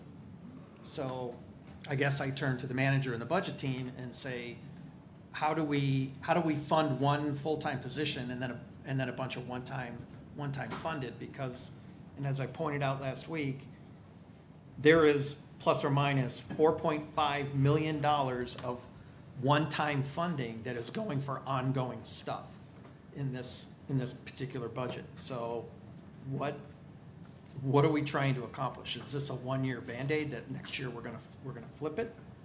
That we're prepared for that, or? It is definitely something that we have on the top of our mind, yes.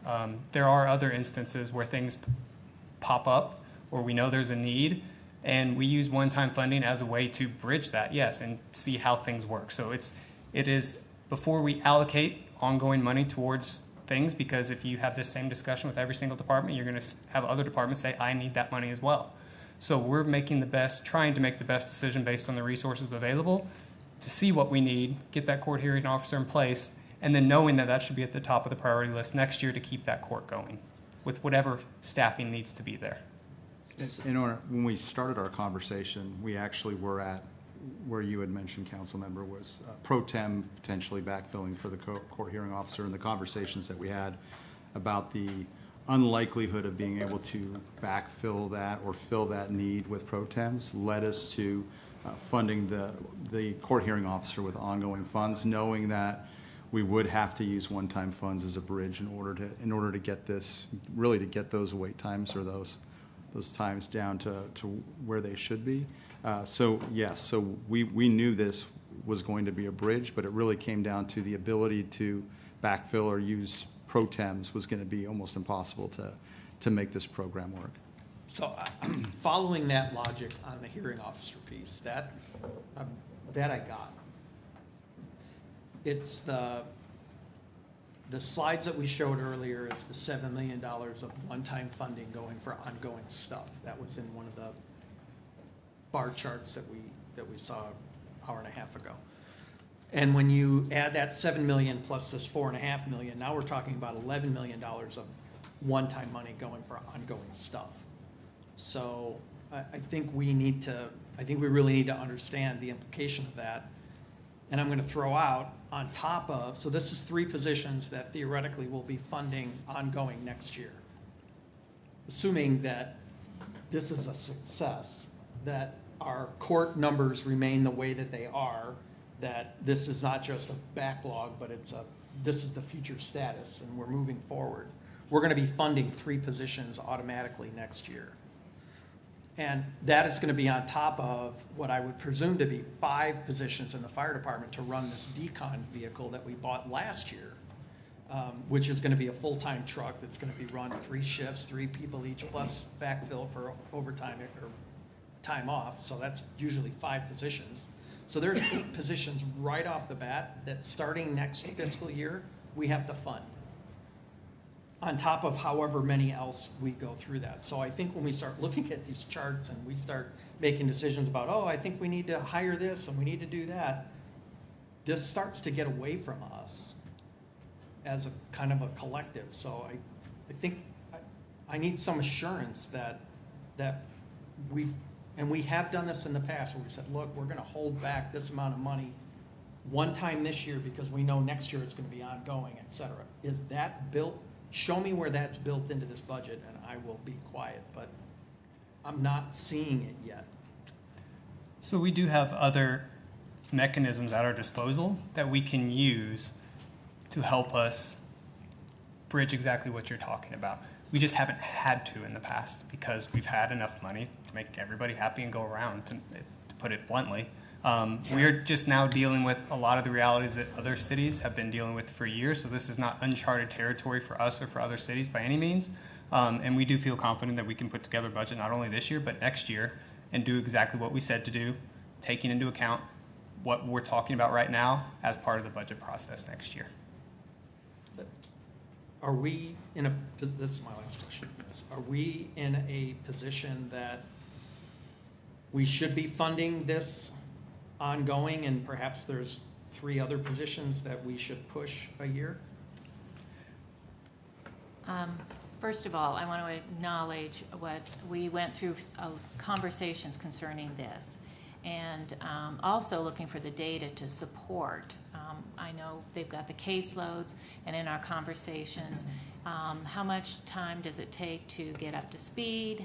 What do we need? What's the data to support it behind? Because we're asked for data on the positions.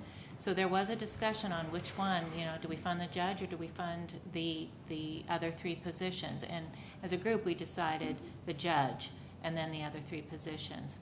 So back to your question, Councilmember Stippen, can you ask me your last question again? Because I'm thinking of 30 different things. Are there perhaps 3 other positions that we shouldn't be funding this year that we should look at funding next year and make these ongoing positions? Either that, or I could offer my ongoing contingency as an option. So there are multiple things. I mean, it's $300,000. That's yeah. It's $300,000. So we would have to do a switch. We'd have to do a switch or use some of the other funding sources. I mean, this is what we're talking, this is the result of what the mayor was talking about earlier, that state legislature and their action of this residential tax is forcing these very difficult decisions because of how we have to fund this growing city. And the court growth is, and I hate to politicize it, but the court growth is a problem related to the fact that we're a growing city. So how we go about doing that is really critical. And I would, I guess, strongly suggest that we look at other positions within this budget that we can say, you know what, maybe there's 3 that we can push to next year. Okay. And look at funding these positions as ongoing. Because to everyone's point, once we put a hearing officer in place, and it's, what is it, $185,000? Yeah. It's $185,000. If we need to run 2 courts, and we need to run 2 courts, it's not a court and a half or a court and a quarter. It's 2 courts. So we need to do that, just as we have we've increased the need at the police department year after year after year. We've increased other large public safety. This is the other side of public safety, is the judicial side of this. So I think we need to look and find 3 other positions to either push to next year or do something else, and we need to get this funded correctly. That's just my 2 cents. Vice Mayor? Well, Bill got to the point that I wanted to make. We have made a significant commitment and investment in public safety, and you are at the end of that line, and it does us no good to hire more police officers and have them going out and enforcing the law like we want them to then have it fall apart on your doorstep because you're understaffed. So we waited a long time to hire Judge Delgado and asked him to build us a good courtroom, and I think I agree with Bill. I think we need to look at funding these positions, so we're a growing city. The business isn't going to go down, and I think we need to establish a professional court and for the future. Thank you. Brandon? Yeah, and the way I look at the positions, we're already making them essentially full-time employees with benefits and everything. So we're going to hire them, and then we're going to potentially say, if one-time money stops, say, sorry, we're not, now you're out of here. More than likely, the reality is We got to carry them the following year. hopefully, That's yeah. the reality. I'm just saying, if worst case, we're using, Bill's point about the funding strategy. How many positions are tied to one-time funding in this budget? Just only these 3? Okay. Yeah, the other 4.2 million is other.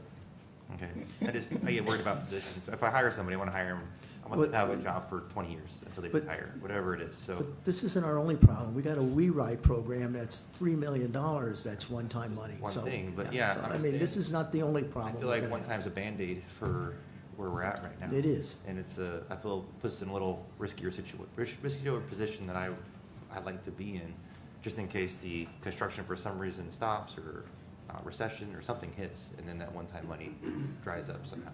Yeah, So I hear you. I don't trust one-time money for ongoing uses.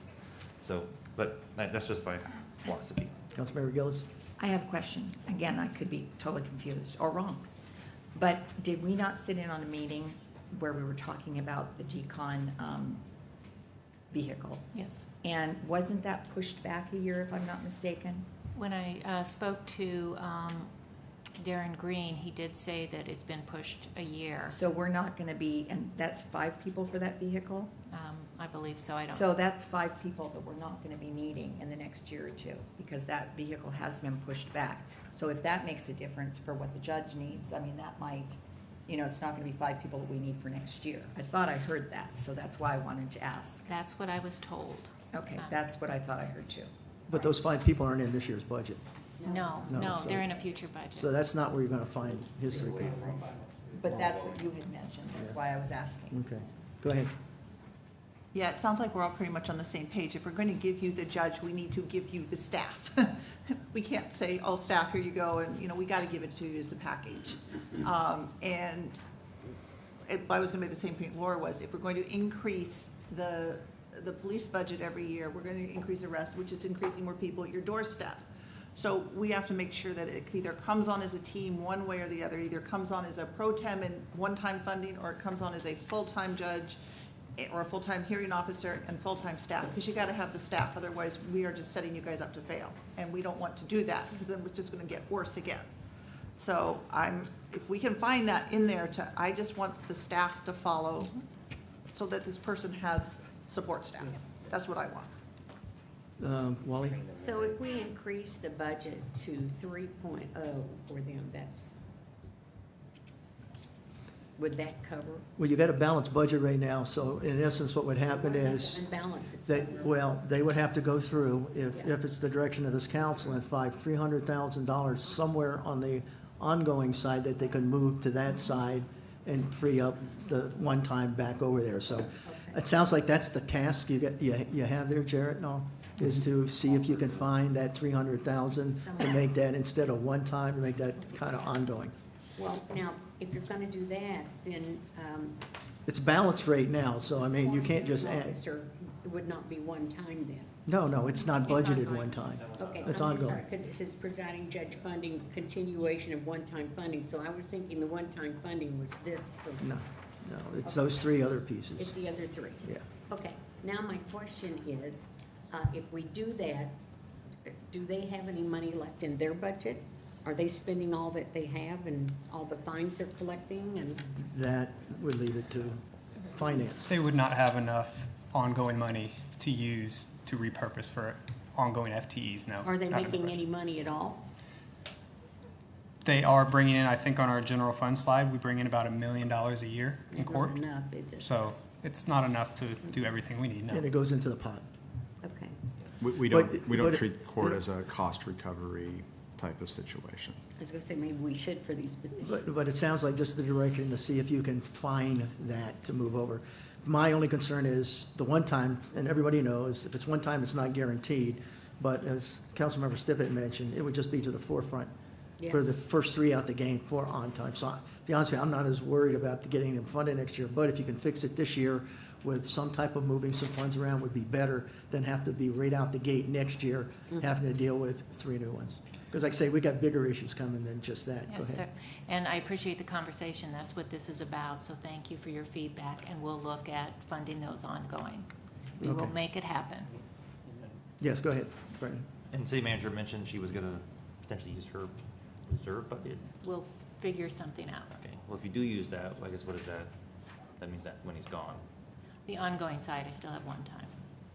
Okay, I have to make sure that position, It's split. is there for a reason, so I just want to make sure if we have a bump in the night in the middle of the year, that we have a place to go to help out. And I have used my contingency just once this year. It was one time for the security issues at GRC. Yeah. So, I received unexpected things coming up, so having that, I think, is important, but I don't want to, we'll find a way. I just want to make sure we're figuring out balancing it, so, thank you. Thank you. All right, great discussion. What else we got? City, excuse me, City Clerk's Office. So this first request should be familiar. It's just a continuation to finalize our Project Tron, our scanning documents project. So we think we might be done with it with the current funds in '24.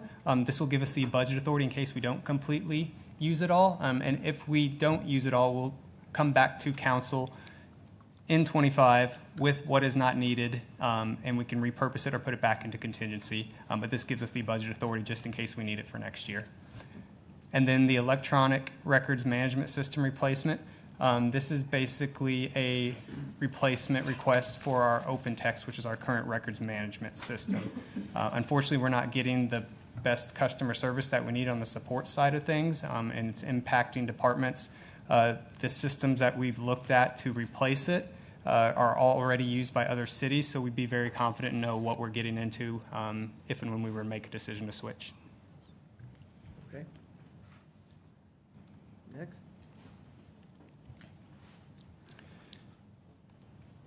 So finance.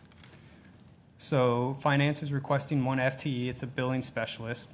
And this billing specialist position is being requested to support our city transition from a business registration program to a business license program. The internal audit with Protiviti, it's a strategic plan action item. You can see by the asterisks. We talked through that one already, but more than happy to have more discussion if we need to. sales tax auditing services. So we've used one-time dollars for this in our budget as a budget amendment in fiscal year '24 already. We haven't done we haven't done sales tax auditing, two different things, sorry, in the past several years. So we expect well over 100% cost recovery on the third party that we're hiring for this. This is requesting to extend that program into '25 with one-time money as well. And then application usage assessment. So this is one-time money to update the configuration of our financial system to help with forecasting and validation of data between various modules that we have. We haven't had that many issues. They've been minor, but before they become not minor issues, we want to make sure that we figure out what's going on, so those dollars will help alleviate that problem. And last but not least, our customer portal for utilities. This kind of falls in line with our open data initiative, which will provide citizens the ability to access their water usage online. Is it Councilmember Stipp? I thought we had a full-time person dedicated to sales tax auditing. We don't have a full-time person whose job duties are, it's been somebody that's been handled on an ancillary basis, but not somebody specifically hired to do that full-time now. Did we repurpose that somewhere in the last 10 years? Yes, yeah, we did. Yeah. So that position used to do sales tax audits until the state took over the auditing function, and that position was repurposed and is used in our budget division. One of the things that they still do, though, is all of the sales tax forecasting and reporting that we do, that individual still does that. We've found that this is probably the best way to get that program started again on a one-time basis, and then start to show what type of results we get from having a program up and running again. Okay. So we did have somebody at one time. Correct. All right. Thanks. Quick question for you. Unfortunately, we have multiple codes that are filed on the state sales tax return. Some of it as large as 3.5, 2.5, 2. Is somebody looking at the payment journals when they come in just to see if somebody's misfiling, in which you got to, I assume you got to go back through the state and get them filed correctly? Because I know many years ago, I made a living off of that. People filing sometimes, you might have a contractor who would pay the 2% because it's the cheaper. Hey, I'm first in, now I'm going to pick the 2. Is anybody looking at those to make sure that people are reporting under the right code? That is exactly the type of thing that our contractor will be doing, because usually those can be a pretty fairly sizable dollar amount when they Yes. find those. That is exactly the type of thing that our contractor is doing. Okay, good, because to me, it'd be simple if we had just one code, but we just don't have one code. My experience has been when I used to do that stuff that people will pick the lesser of the amount. So it was a great living finding all that stuff. So it's important that they focus in on that. Thank you. Anything else? All right, next. So next is human resources. So there's one full-time position being requested. This position is a benefits analyst position who will help with our newly implemented retiree healthcare program and assist other retirement types of programs, coordinating with third parties, and providing general education on retirement to the staff. And the Gallup training and consulting services is kind of a combination, if you look in the budget book, of several Gallup-related initiatives. But this is, as council's probably well aware, Gallup plays a large role in providing the framework for us building and maintaining the culture that we have in the city. So this is to allow us to further that cultural journey using those dollars. And then last but not least, there's quarterly summit speakers request. This is part of having speakers present at our quarterly management summits, again, tied into the whole cultural journey strategic plan initiative. That's just one-time dollars being requested as well. Yeah. Yes, go ahead. Then number 3, that deliver content and to create inspiration. So that's in our strategy to hire somebody, you said, for that? I'm sorry, where Number you? quarterly summit speakers, all 3 guest speakers deliver content intended to create inspiration and leadership development. So that is That is, the question was, I'm sorry. That's tied to our strategy? Correct, Or so that's our cultural journey strategic plan action item that's tied to, yes. Okay. For several years, or last couple of years, we brought all of the managers and deputy directors and directors together quarterly so we can have this opportunity to not only learn from each other, network, and give updates to our leadership from our managers on up. So that's what the quarterly summits have been and hope to continue with those. So it's been ongoing? Mhm. We've been doing that continually? Yeah. Okay. Everybody good? Okay, keep going. Information technology is next. There's one FTE being requested. It's a PC technical. This position is more so a full cycle hardware gatekeeper for our almost 1,000 FTEs that we have. So ordering equipment, deploying new equipment, helping during onboarding, facilitating maintenance of existing equipment, and then tracking asset tags when people were to switch departments or were to move on to other places. There's a request for a vehicle. So this is more so we have a vehicle, but it's not the right vehicle. So there's a lot of our CAT cabling that doesn't fit in a car per se. So this is getting them the right type of vehicle so they can put that around the city and deploy it wherever they need to. This will allow us to repurpose a vehicle that we currently have, which will save us from buying another vehicle at a later point in time. And then last but not least, we have professional service dollars. So one-time dollars split between various functions, divisions within the IT department to help kind of think of these as peak shaving, which you'll see in several different departments. Mayor, I have a question. Go ahead. Where's the money for training for the IT? Specifically, additional cybersecurity training and whatever, because not all of I don't know that all of our IT folks are up to speed on the new threats that are there. So I can't speak to the specific items. Justin might be able to speak to specifics, but there is an ongoing budget for training within IT that they utilize every year. Justin can, or Lisa can probably tell you about how they specifically use that. Thank you, Mayor and Council. We actually get quite a few grants from the state that offer us training for our cybersecurity. So that's included in the state grants. Do we do it every year? Yes. We actually have a monthly training that goes out to all staff. Okay. I attended some cybersecurity briefings in DC in March, and I was unaware of all of the threats that are coming to all of the municipalities now from Russia and other places, and they were emphasizing how important it was that our IT folks be up to speed on cybersecurity, and they were offering special classes and special forums for them. Yes, yes. We often attend a lot of seminars as well, and we get a lot of free offerings to educate our IT staff. Do you feel that if we were penetrated, you could stop it? We have a We've lot had of it before, Yep. I don't know when you came to work for us, but Yes, we have a lot of tool sets that allow us to do those testing and make sure that we are covered. And we actually have a lot of partners that assist us should we have any occurrences. okay, thank you. Can I, Mayor? Can I also add to that, our biggest threat is the user of the computer and clicking on something that they shouldn't. So we do monthly trainings for our employees. They're short, they're quick, they're good hits. So that's our biggest risk, is someone clicking on something that they shouldn't. Go ahead. Did you just say Councilmember Campbell was the greatest threat? Okay, sorry. I have so much anti-spyware on my computers. I am so safe. Okay, I Trust me. misunderstood.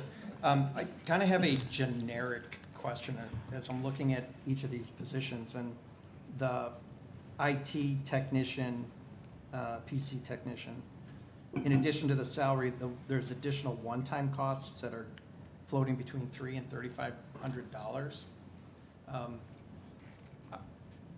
going to steal Councilmember Hampton's line. I am just curious, what is that $3,000 for one time? A lot of time those one-time dollars for FTEs relate to hardware. So a new laptop for them, licenses potentially related to any software that they would have. So just onboarding type expenditures. I didn't think we were buying $3,000 worth of hardware, but if everyone's getting a laptop, then we are, so, all right. Thanks for I satisfying. wish that. my computer was $3,000, but it's not. Well, we Wink, can wink. turn you onto a Mac, it's a lot less. Okay, next. All right, digital communications. So video storage solution is a strategic plan action item. Currently, we have our storage on box.com, but we've coordinated with IT and feel that moving onto an on-site server is a cheaper option. We're trying to migrate everything to Microsoft platform, and if we were to use the Microsoft platform, it would be vastly more expensive than having an internal server to manage that. So in coordination with IT, we have terabytes of data that we will put on our own internal server to manage. Don't say anything, all right? Oh, got one right here. We're on, okay, the social media manager, it says digital communications will take on additional staff members from other departments. What does that mean? One of the projects within the strategic plan is looking at consolidating our social media, our communications, being more aligned in our message out there. So right now, Digital Communications is putting together a plan for that. They're going to meet with the exec team and we'll figure out what that looks like. So until we actually know what that looks like and how it's going to happen and bring it back to council with our proposal, it was best that we wait on that because we can always look I see, okay. Because that has been an ongoing conversation about consistency in our messaging. So we're going to handle that internally at this point. I love our social media. We do a lot. We post a lot and really engage the community. I think some of the things, remember I asked you, what happened to Ask Andrew? And because I think there's some meatier things, topics too, that I don't want to be overlooked. Water conservation certainly being primary, bicycle safety, things like that. So I just want to make a pitch for some of the more substantive topics because we have very talented staff who do a great job in communicating those issues. Thank you. Very good. Next. All right, moving on to fire. So there's a request for 16 FTEs. It's all one request, and this is the expansion of service for our ambulance service. 15 firefighters and 1 captain. We would have ambulance service after this is deployed at Fire Station 184, which is on Yuma and Saraville, Fire Station 183, which is at Litchfield Community Park. And we currently have operations out of Fire Station 182 and EMR. And we would also be able to have an ambulance at Fire Station 187 for coverage. And there are additional dollars included in this request to backfill captains when they need to be present during training to help with the onboarding of these FTEs. I know this is a big dollar amount. This is almost half of the ongoing general fund money going to this. There are ambulances as well as a request to go with the FTEs.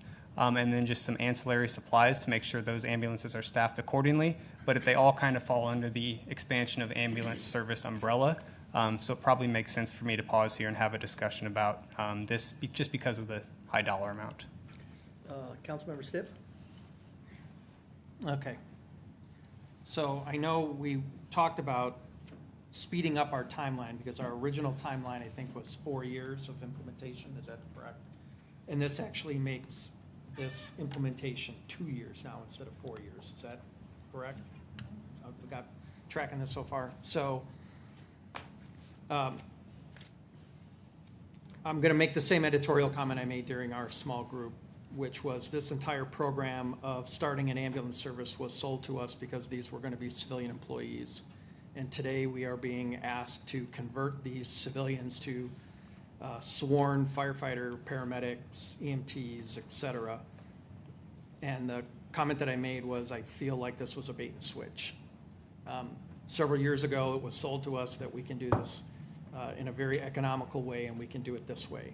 And now I understand times have changed and we're going to move forward with firefighter, paramedics, and that is what it is. So rather than dwelling on that, because I feel that that's probably going to be a losing conversation as well, let's talk about the implementation of 15 firefighters and 1 captain.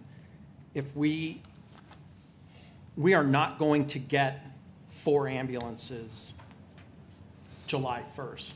So we are not going to be running all of these ambulances, nor do I think we're going to get these by the end of this fiscal year, so that if we hired these 16 people, that they would be ready to deploy by the time this is over. So what is the lead time on the ambulances? Good afternoon, Mayor and Council. Paul Louise, the Fire Chief.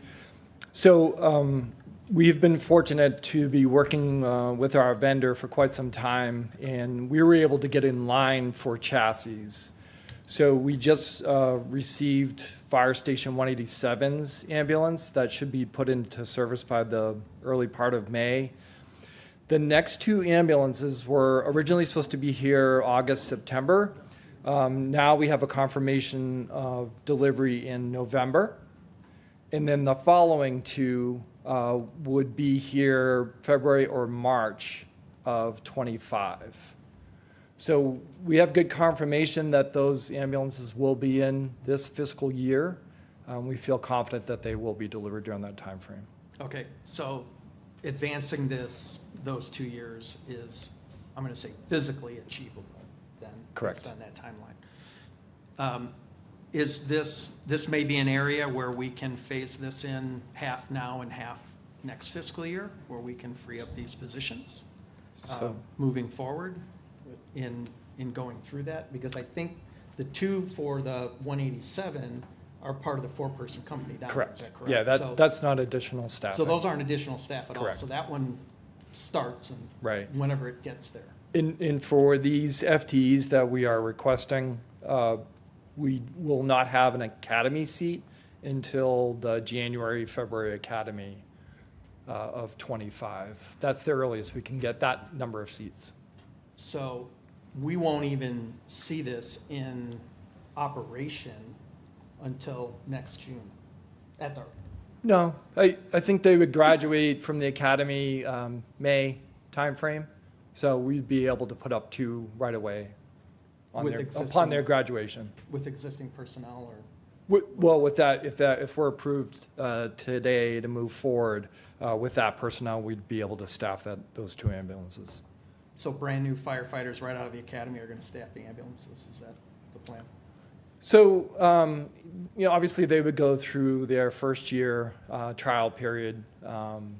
We would use existing staff that's already tenured past their 1-year trial period to start staffing those ambulances. Okay, thank you. Go ahead here, and did you have something? I have Oops, sorry. Go Okay, ahead, go ahead. Kinda. Okay, I happen to be for staffing with sworn officers for a lot of different reasons. But what I want to ask you, Paul, is why does staffing ambulances, can you just for everybody's sake tell us, with sworn firefighters, make sense for Goodyear residents? Well, I think one of the things we've seen so far with our civilian workforce that are staffing 1 ambulance is we've had already about 66% turnover on the EMT side. So we've hired 3 EMT civilians, 3 paramedic civilians. 2/3 of the EMTs have already turned over in the first 6-7 months. So we've been able to backfill them with civilians. But talking to our neighbors in Surprise, who have had a civilian workforce for about 5 years, over that 5 years, they've lost about 72 employees. So we almost predict that this will start or continue to happen in the future. And so we are trying to get ahead of that curve and switch this over to a sworn model. And it really is for better retention of our employees. And also it's the ability for us to be able to staff those ambulances. We have a lot more personnel that could be able to staff those ambulances as well. So the management and the operations of those services is a lot easier. Okay, so does staffing ambulances with sworn firefighters make sense for the city of Goodyear then and the fire department? I believe it does, yes. Okay, that's what I wanted to know. All right, thank you. And I'm going to kind of piggyback on that. Paul, with that, just like we were having the discussion with the courts, if we're going to have a program, let's either do it right and not like leave, somebody out there blowing in the wind next year. We got to do, if we're going to do a program, we got to do it right. If we're going to do the ambulances, we got to do it right. And I remember when we had this conversation, I might have been one of the lone ones. I'm like, why don't we just use sworn? Because I thought that was a better plan, because you can switch out on the truck, right? So if there's a Yes. spot and there's an ambulance person, they don't only have to ride the ambulance. The They can rotation. go anywhere. Yep. So that's a better fit. Just like we had that last discussion, we got to do the programs right if we're going to do them. And this is another public safety issue, and this is a quality of care issue. I personally have, unfortunately, as all y'all know, with my dad, having used the fire department quite a lot recently. And I think that it's a very, having them come to the house and knowing there's an ambulance there, and then we're gonna get somebody that's a paramedic, we're going to get them there to the scene to help our family members, is just very, very important to me personally. It's a quality of care, it's a consistency of care, that we know that the ambulance up, in Estrella is gonna be the same consistency of care of everyone else. And if we're having people go in and out, and there is no question here, I'm sorry, Paul, I don't think. If we're having people go in and out of the service, because I can't blame them if I'm unsworn and there's a spot that comes open in Chandler to go become a sworn firefighter, I'm gonna jump ship, because that's gonna be better for my career. Sure. But if I can get, and these are gonna be transitioned, right? Yes. So if I'm with Goodyear and I can transition on as a sworn firefighter, go through the academy, I think that is a good thing to keep our people here. So I support this, and I think, just for the run-up, you said with the academy, the budget hit's not gonna be as bad this year as it looks, because we just can't get them through the academy. Correct. So I think we are gonna see a little bit of savings there, but I think just like if we're gonna do the programs, I wanna do them right for our Correct. community. So I support this 100%. Wally? I just have a couple of questions. Chief, why are we Yes. putting an ambulance down in Mobile? Should be available first part of May. Why? Why? Why are we? We are responsible for the entire city, for our For the CON. 45 people that live there? or Yes, so? ma'am. Yeah, we So have who- to provide ambulance What service. ambulance service do we use now? So currently, it's a mix between AMR and Maricopa, and neither want to stay down there. No, but I would suspect it would be cheaper to continue to do that. We don't even have a bay to put the ambulance in, number one, and all we have down there now is a brush truck. Well, we have an engine down there as You as now well. have an engine Yes, down for the there and a brush truck? for the four-person personnel, yes. I guess I better go take a trip down there and see, because I wasn't aware you did that. So you want to Yes, put ma'am. one of our brand-new ambulances down there? Well, we would put a ambulance down there, but it happens to be one of our new ambulances, yes. I'm not in We- favor of that, I will Okay, tell you. just to. I'm in favor of the firefighters, and I'm in favor of them manning the ambulance, but I'm not in favor of putting a 24/7 ambulance down there, because you don't need it 24/7. So just to be clear, we are statutorily required I know. to have an ambulance down there as part of our CON. And this is not additional staffing for 187, it's the existing staff that's down there. We would manage that operationally. So those 4 people would be responsible for the ambulance and the fire engine as But when well. we took over Mobile, we didn't have that. We knew we had to do police and fire, and we did Maricopa Fire, and we did AMR or whoever was wandering down there to cover Mobile. And then we moved our own guys down there. Yes. Which I understand that, but I didn't realize the CON was written that we had to provide to Mobile. Yeah, statutorily, you're required for your entire city. Okay, Yes. okay, thank you. Yep. Brandon? Just a quick thing. I saw we didn't approve your scuba fill station. I don't know if that's something that we still The wanna go SCBA for. fill station? Yeah. Yeah. So we've been able to figure that out in our existing budget You through, are? yep, so. Okay. Yep. And then, this is something maybe look forward to in the future, but we don't have very much equipment for like mountain rescues, like in Estrellas and things like that. I don't know if there's any tools or equipment or things that we might look in the future for? If there's It's- gonna be a higher population, higher usage of that area? I know I run back there all the time, and I'm always thinking, I hope I don't fall, because I don't want someone to come, you guys Yeah. to get me. So currently, we do not provide technical rescue. That is another skill set that Avondale actually provides it. City of Buckeye actually provides it. As Oh. part of the automatic aid system, they would respond into our city if we did have a mountain rescue. Just like we would respond to Avondale if they had a hazmat call, because they don't have a hazmat team, we have a hazmat team. Okay. So that's the benefit of the auto aid system, but I do agree with you. Eventually, at some point in our future, we will have to think about that next service Okay, level. it's not something today, which is fine, we can Correct. utilize Avondale for that service, that's fine, but I was just thinking long-term is. Yeah. as- We are I know- too. I know, I know we see emails come through, you guys are busy out there sometimes. Yeah. So, all right, that's all I had, thank you. Thank you. Just for the record, we have talked, I think in another work session, we have talked about sworn firefighters, I think for the decon unit, in fact. Well, yes, so Yes, the yeah, decon that's unit correct. would be engineers, yes, Okay. those So we have firefighters. talked about it, that's for the record. For the Okay, decon and the other units. thing I wanted to say is Mobile, we have somebody down there, because Mobile is still part of Goodyear. It So we is part have- of Goodyear. So we have to deal with the people. Yes. That is our responsibility. Yes. We bought it, we got it. Yes, Councilmember Stipp? Okay, so we had a work session about the decon unit. We- This was the work session for the budget last year. And we never discussed positions to go along with the truck. We talked about. Yeah, Yes, we yeah, did. we We did. We did. Fine, okay. It's Yes. three council members, three engineers. And you're not gonna run that, when one of those three is off, you're not running that truck? We backfill with overtime. There you go. So we're either gonna continue to backfill with overtime, which is gonna continue to cost us money, or we're gonna end up with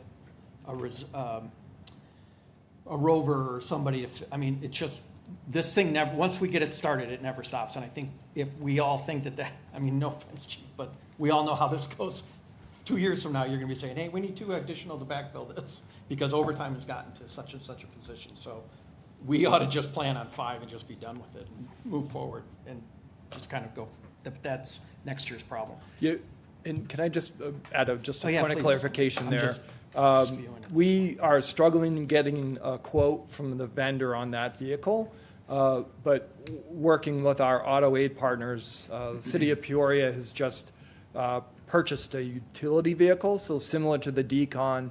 And right now, they're being told by their vendor at least a 2-year build time. So by the time we get our quote and we get it out to bid and everything else, we're anticipating at least a 2-year build time. So we're not looking to probably something to fiscal year 27, so we still have some time. Yeah, 26, 27. So the other, I just want to kind of clarify, I'm not arguing pro or con the firefighter thing, because there is some point. My issue with that was, when we talked about this program, it was talked about with civilians. When the opportunity came for us to recognize that we needed to change to a sworn model, which I think the logic of that makes sense, it should have been done before we sit here in the budget. It should have been a work session that we had at some point in time to say, hey, we've identified a problem, this is the solution, and this is how we got here. I don't think any of us would have an issue with that. But for us to just weave it into the budget and go, well, maybe we'll talk about it, maybe we won't, that's where my ire gets up in this level of transparency that we have been at least trying to push forward. I don't have a problem with it.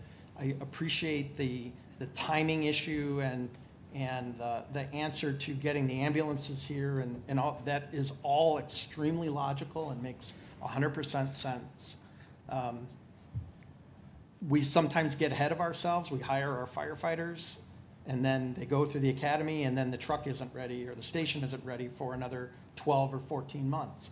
That's when I'm like, we've wasted an opportunity to perhaps do something else and push this fire situation, but that's not the case here. So I appreciate the answers to the question, and I just want my peers to know where I was coming from in that particular situation. I wish we had had this conversation earlier. But we did. We did about the decon unit. The decon unit, we talked about the five positions. And the sworn. We did not talk about Oh, this we did switching talk to about sworn. the sworn at that last meeting, didn't we? The one that we had, when at the. He's talking about ambulance. I'm talking about the ambulance. He's Oh, talking ambulance, okay, but you're we did talking talk about the decon. Yes, that's, so that was discussed. And that's not what I'm talking about. I'm talking about the people for this. Who's on So second? can we take a break? Yeah, hold on, before you do that, I just want to mention, I think there's going to be value in actually having Goodyear employees and firefighters, because unfortunately, my spouse has had several of you, and probably most of the people in your fire department know my spouse by name. We've had several calls, unfortunately, to the house. Very professional, know what they're doing, so the fact that they will be manning those ambulances, I feel much better, because I know the quality that we have in our fire department is second to none. And I have it from experience, unfortunately. You know, it's been some unfortunate incidences that I've had at the house as a result of an ailing spouse. So, again, I'm full in support of what you're doing there, and I go, you know, like I said, I put second to best our guys out there, because I've got firsthand experience, unfortunately, firsthand experience. So with that, is everybody willing for about another 10-minute break? So we get stretch? Okay, let's do that, 10 minutes. Thank you.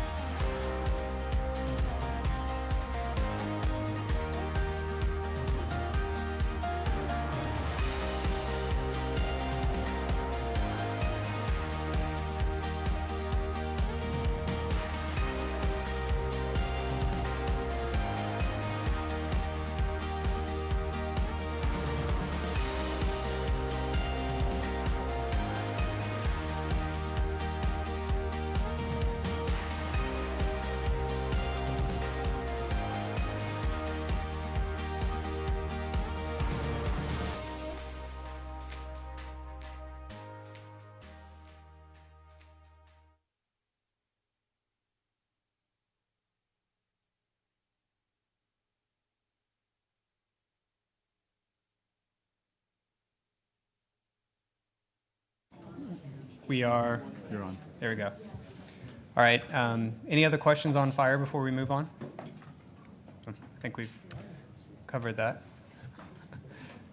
All right. Looking at PD, so there are 2 FTEs being requested. A police lieutenant.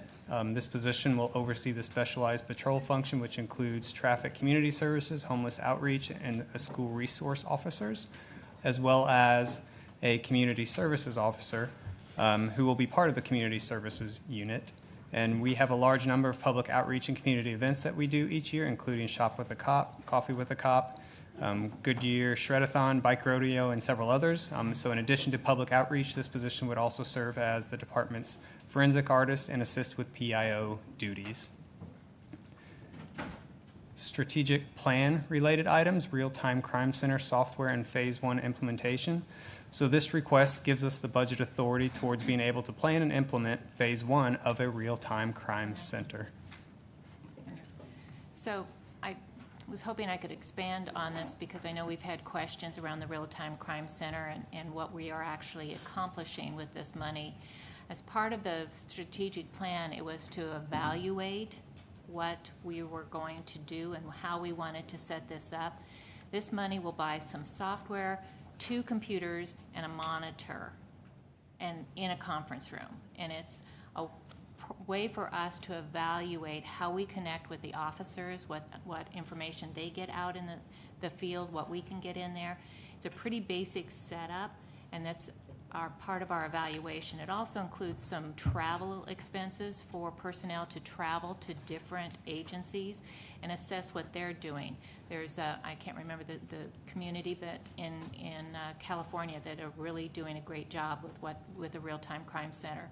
So in order for us to determine what we might need, what it might look like, we can just start with a very basic setup in a conference room that we already have with the 2 monitors, or 1 monitor, a couple computers, and we're repurposing a conference room in the new PD. So just wanted to explain what that was about and how we were moving forward. Once we have an idea of what we want to look at or what we want to propose, we'll come back to council and have that conversation as to what it might look like in the future.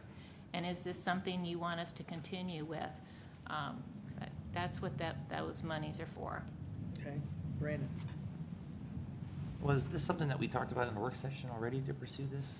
Or was It's this in our the first, is this strategic our plan. first time? It's in the Okay. strategic plan. So I know some council members went like on a tour of, I think, was it Glendale's real-time center? And then I feel like this is the first time that I've heard that, okay, now we're gonna look into it, so. We're I about- was just curious on it. I mean, I'm sure it's gonna be a great thing, but I didn't know we already were moving forward on it, so. And there are different levels of real-time crime centers, so this is like our way of evaluating it. We could hire someone to pretty come in basic, and do an assessment and tell us what we need and all of that. But chose to do this basic and get the software, and then we can come back and kind of say, this is what's working, this is what we see as some benefits, here's where we think we should go with it. Is council good with this? This is what it's going to cost if we pursue this, so. And what is the license plate readers looking for? That's part of, I'll let you answer. Yeah, they're known as Flock cameras. That's the brand that typically everybody purchases. We have 16 of those, so this will be for 25 more of them. And it could be used in conjunction once we, talk about the plan on how those cameras want to be utilized. But they will look at specifically to be able to see license plates. So to be able to relay that information back to the real-time crime center and then thus to our officers. We are looking into as another strategic plan action item as far as recording and the legalities of what you can and can't record. So that's all part of this whole conversation. Okay. I imagine it's like people with warrants, stolen vehicles, human trafficking, or maybe even we use them for, I don't know, the different alerts, Amber Alerts and things like that, I imagine. You said speeding too? It would read the license plates of those vehicles, so red light runners. It'll like get them if they're red light Well, we running? would be able to capture their license plate. Now, we can't tell who's driving at that point, so. So you just know that someone's speeding. You can't do anything about it. necessarily? I'll leave that to the law enforcement. I'm just asking. So we're not, Yeah. for the public, we're not putting in red light running cameras. No, So, in the city of Goodyear. no. But we're putting in things that'll just, we'll know who's speeding, essentially. It's a way, it was requested by, we were in a January retreat when the conversation came up on cameras. And we received direction from council at that time to move forward with those cameras. Okay, I just didn't know the scope of what that is. I didn't realize it was speeding or what that even looks like. And maybe I misspoke on the speeding, but Yeah. they can read your. I'm gonna get caught. Are you No, gonna they're get not caught? cameras. Yeah, they're not. They're, yeah. You good? If you had something, I don't know if you had more clarification. Yes, good afternoon, Mayor and Council. As far as the flock camera goes, they capture license plates, but it's not specifically for speeders. It's to capture crimes that have happened where there's a license plate that's entered into a system. The camera picks up on that and then notifies the local agency. So I That makes misspoke on speeding. Okay. You can, no, Thank you you. can't. You're safe. Okay, thank you. Next. And I've seen your orange truck speeding, by the way, so I know you speed. Well, there's a lot of orange trucks out there. No, I am full these, especially the real-time crime center. I think that honestly is a game changer. This is what I've been doing for 30 years. I was telling Lynette in our small group meeting that, you know, we thought we were like really hot stuff when we got our police officers in Phoenix tape recorders to tape record statements. We thought that was pretty cool, you know, we had to tape, hold, save, tape. So I think this is actually very good. I would like to try to get grants. I would like to try to get this moving forward quicker, because I think this is going to increase public safety tenfold. I think we also need to remember that when we do this, we have to include the courts in this and make sure our courtrooms, especially if we're building out a new courtroom, have the technology needed to play these videos. Our prosecutor needs to be as part of this. It needs to be kind of a team effort with this. And we also need to make sure that our officers have the proper training to make sure that when these cases, as we found out, are sent down to the county attorney's office, that what they want pulled off of these real-time crime centers, that they're getting what they need. So the case isn't furthered back to us like we saw with the bicycle accident. Because imagine if that would have been on video. I mean, that would have been another link that would have maybe helped that be prosecuted as a felony. So I really would like to see that, what kind of grants we can get. 'Cause there's gotta be some sort of grants, and this would be a great thing for one-time money grants for here. I also do like the community services officer. I think that, again, should partner with the courts, because we aren't gonna be able to arrest our way out of a homeless situation, because misdemeanors, which most of those, there's only so many, you only got 180 days in jail as your max, sometimes it's 30 days, so we don't wanna recycle these people back out. I know Laura and Vicki posted some stuff about different homeless shelters that they had visited, and we've done a lot of work with the Phoenix Rescue Mission that has a year-long program and then lets them actually stay there afterwards and pay $400 a month. So I think a community service officer, if we partner with our judge and our courts, can help kind of clear up that, you know, once we get the judge some staffing, can help kind of clear up some of those homeless issues so these people are just not coming back. Because they even do like counseling and trauma and helping people, you know, realize their trauma from birth on to see where we can fix the problem so that they don't come back. And I think that will help solve some of the problems. So I think the community service officer is a really good idea. I just want to make sure that we remember it's a continuum, and we have to make sure that public safety, we include the courts and the prosecutor as well in that continuum as we're doing it. So I support that. Thank you. Vicki? Art, I need to talk. Can you come up here? I think the first thing that we talked about before the Real-Time Crime Center, because I had the meeting with it January of the year I was elected, so it was a year and a half ago, was the cameras. So can you tell us where the cameras are where we're at on that? Because that's going to protect our officers as well as our constituents with crime, which is important for now until we can get the Real-Time Crime Center. Where are we at with that? So we purchased 16 cameras. 3 of those are installed right now, and we're working with engineering to find out exactly where we should put those in key points throughout the city. We're hoping that we can get those installed relatively quickly. If approved on budget, we're going to get 25 more, and we're going to put them in key locations. It's not just our decision. We have to work with ADOT. We have to work with our different departments. Obviously, but we're doing it. Yes, we are. Right? Thank you. You're welcome. That was the most important thing to get started first. Then we were going to the Real-Time Crime Center after that, so that we would then could tie those cameras into the Real-Time Crime Center. correct? Certainly we can. Okay, that's what I wanted to be sure. So they are started, and we have how many again? We purchased 16, 3 are installed. 3 are installed. And you said you think we're going to need more than that, or just Oh, 16? well, the more we have, the better. So in the proposed budget, I have 25, requested 25. Okay. So, All right, is that the budget we're talking about now? that's right. Okay, that's what I wanted to know. Thanks, Art, I appreciate that. You're welcome.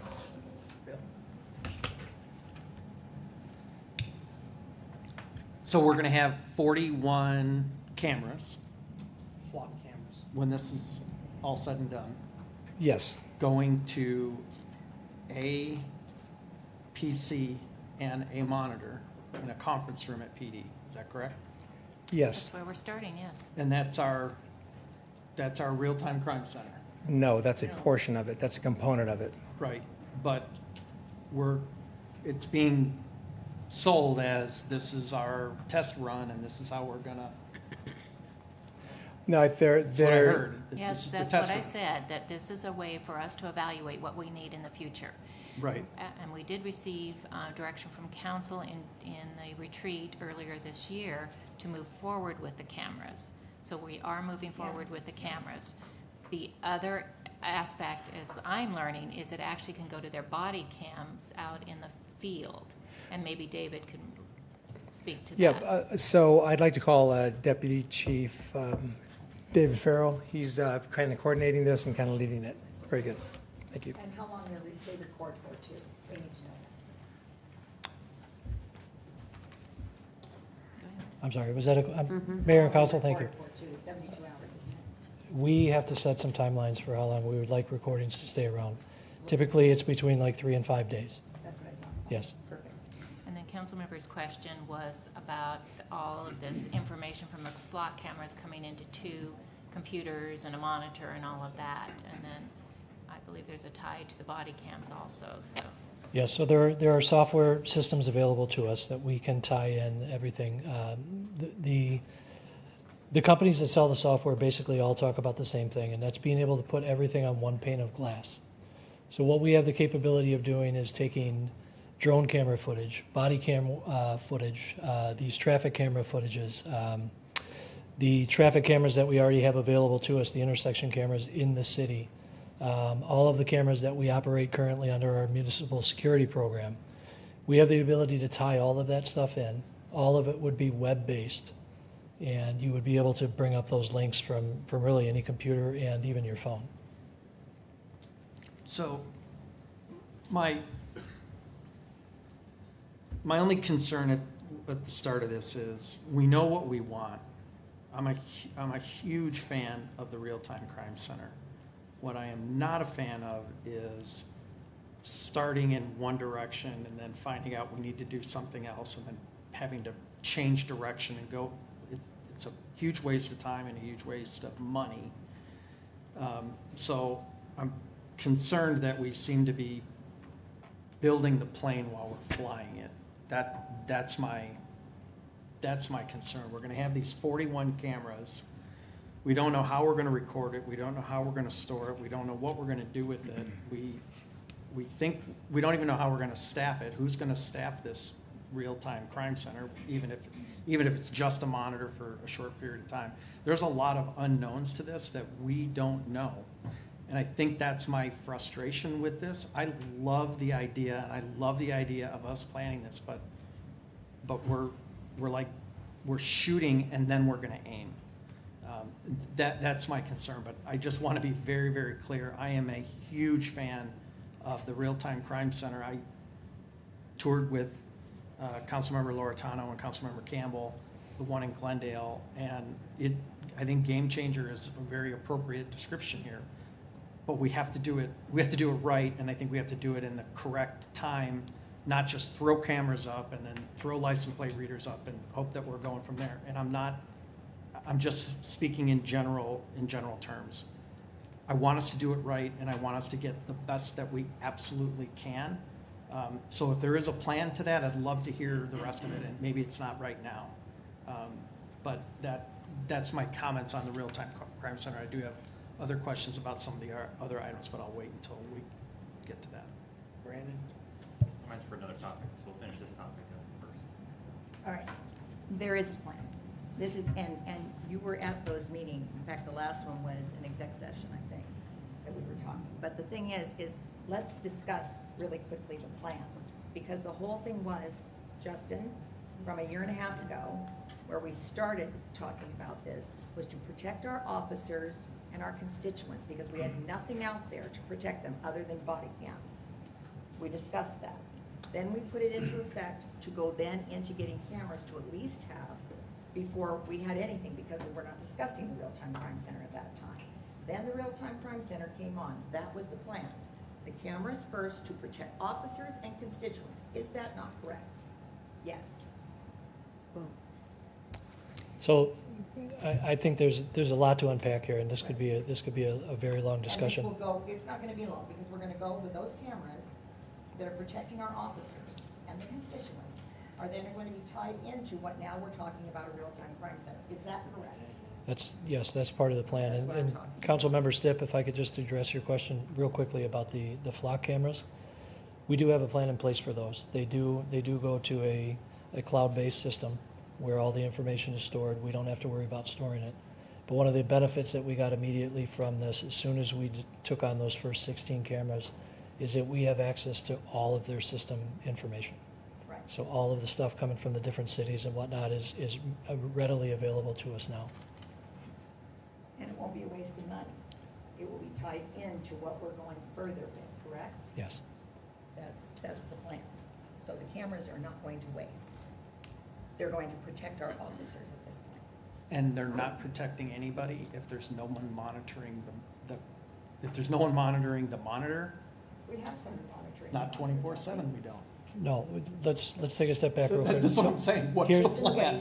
Here's what we can tell you is available right now. It is available to everybody who has a web-based system. So a cell phone, a computer system, their MBCs, all that stuff is available to them right now. And we can go back, if we decide 72 hours, which is what we had discussed, we can go back those 72 hours to find out what was going on, as long as we get that within the 72 hours of when the crime happened, correct? The timeframes would be for our city cameras. Flock is separate from that. Right, right. So I think you said any officer with a cell phone or their computer in there can monitor those cameras. I just want to be clear, I understand. Yeah, I could pull up Flock on my phone back there and show you any hits that we've had in the city. But it's post date. I mean, you have a live feed, but you also have post data. Yes. So it's not, it's not real time. It's after the fact, so Well, it's pretty quick. unless someone's monitoring it at that moment. It'll send you an alert. Right, Yeah. so now everyone is gonna be on real time. This is what I'm saying, there's a million questions, and there's a million, tell us how this is supposed to lay out. And once again, we have not had that discussion, but we are being asked to fund $300,000 to get started. We don't know what the plan is, we don't know how it's gonna be staffed, we don't, it's a cloud. My speaking is now a waste of time on that, so Can I'm done making up more. Go ahead. So in order to evaluate this, in order to bring it back to you to have those conversations, we need to have it in the budget this year. Otherwise, we're delaying this for another year. And this is just the evaluation portion of it. It's just so we can come back with a plan for you. Brandon, have you got a question? Not on that topic. I do. I have something, the police umbrella, but that's a different topic. Okay, go ahead. Okay, so Bill and I and Sherry did go to see the real-time crime center, and I will honest to God tell you, if we would have seen it 10 years ago, we would have been right on it. We didn't even know it existed because no one from the police department talked to us to share that information. And it's like all of these items on this budget, I have not talked to one officer on anything that they want and why they want it, and yet they want us to approve all this stuff, and I've got a million questions. So my concern with the real-time center, I understand us doing what we're doing today, and we're gonna come back next year. But next year, I expect to have a complete plan and how we're gonna fund it, and not take 5 years to do it. Because every time we do something for the police department, it's 4 or 5 years, or like for the second story, it was 10 years. So it would be nice that we really, if we're really serious about getting this done, then let's do it, and let's be ready to roll on it next year. Okay? Sherry. No, go ahead. Well, I was probably the one person who didn't get to go to the real-time crime center, but the fact is technology is evolving and is going to be an essential tool for law enforcement going forward. And maybe even by this time next year, with AI and whatever, I mean, what you're thinking Glendale has may even start to be obsolete. So you are, in a sense, going to be building it as you fly. But the way I see it, these license plate readers and these cameras are just part of the essential infrastructure that you need to start building it, and we need to start, so let's just do that. Go ahead, Sherry. Yes, and when I speak of real-time crime center, I'm including the cameras. I don't see them as a separate entity. I see it all as a holistic approach to it. I would like to, like I said, speed it up. My concern is when you brought up we can only hold it for 72 hours. If something comes up later and we didn't know we needed something for 72 hours, my understanding is once we get the computer and the software to hold it, that we pay for this in the budget, it'll hold it indefinitely, right? So again, there's different parts of it. Flock is one section that we're talking about. Flock is a cloud-based system. Everything goes up into their servers. There's no time set on that right now. When So we talk that can be indefinitely? It could be, yes. Okay. Yes. Yeah. When we talk about our intersection cameras, our current intersection cameras, if we get to a point where we can record there, we as a city need to decide what that time period is going to be that we hold onto the video. Yeah, and I think it's important that we keep it longer because there might be a case that you guys didn't know that was important to go back to that intersection, especially till we do get it manned 24/7 to see what's going on and where we need that, so we can save that for the discovery process to make sure that we have it to further on to the county attorneys, because we don't want to have something in intersection camera and we don't realize it was, evidence of a crime, and then it's gone, and then we lose a case because of that, that could have been easily prosecutable, because those are really good. I agree with the cameras, they're very important, and I speak of them together as just the real-time crime center, because I think that officer safety, one of the examples that we saw was a guy had shoplifted, and I made some crack about, he's gonna change his clothes. He changed his clothes. And the officer wasn't there yet. As the officer drives by, they were telling the officer, the guy in the pink shorts is now wearing blue shorts, so that the suspect had changed his identity, and they caught that on camera. Had they not had that immediate person watching it, that guy, they wouldn't have got it because he had changed his clothes. So I think it's just really important that we look at a holistic approach and make sure that we get all the components right and see who's doing it the best and what we can do with that. Okay, Vicki. David, tell them that the second set of cameras you're talking about, the ones that are going up first, it does cost money to go longer than, say, it costs money for the amount of time that you go, correct? There are storage costs that are associated with the programs, It yes. can get expensive for that if you Yes. just keep it too long. That's the reason for that. So it's whatever we decide to spend for that. Okay. All right, now, we're still in police, so your question. One curiosity question, then another question too. So the motorcycles, are they the same brand as the other ones that we have, the spares that we're getting? We are currently looking at different types of motorcycles. One of the issues that we're having is that BMW turnaround times to get us bikes is very long right now. So we're looking at other options. Okay, yeah, the only reason I bring it up is I know usually economies of scale to keep the same brand of all vehicles throughout the city. Obviously motorcycles are different, but just so the maintenance and things like that, hopefully more uniform, but it's fine. So I understand if there's an issue with those. The second question is around, and this isn't in here at all, but just something I was thinking of is, do we still have elementary schools that have a room that all police officers can go into to do paperwork and things like that? I know we had that program at one point in the city. I don't know if we still have that. I'm curious about school safety I know we have resource officers at high schools, we don't have anything at elementary schools in the city. At one point, we had a program where officers could go into like a room in the schools to do paperwork and things like that, elementary schools. Do we still do that? I would love to tell you that every school would love to have an officer there, and they'd love to see Yeah. us in there, even if it's just the beat officer stopping by. I Yeah. don't know if there's a room dedicated to every school, Yeah. all neighborhood of 30 of them. I would have to check on that. And this is just something, I know it's a lot, but I don't know, my end goal, I don't know if we need to have a discussion with the Avondale School District to see what that would look like for the shared, same kind of format with our free school district for a resource officer for elementary schools. I'm just thinking of school safety, and I'm trying to think what we could do to help with that. So I was just in Colorado, we were talking about Columbine and things like that, so I know it's high school, but I know there's a lot of things that happen in elementary schools as well, so I know we're not gonna hire 30 officers right now, school resource officers just for that, but I'd like to at least look into what that would be like in the future.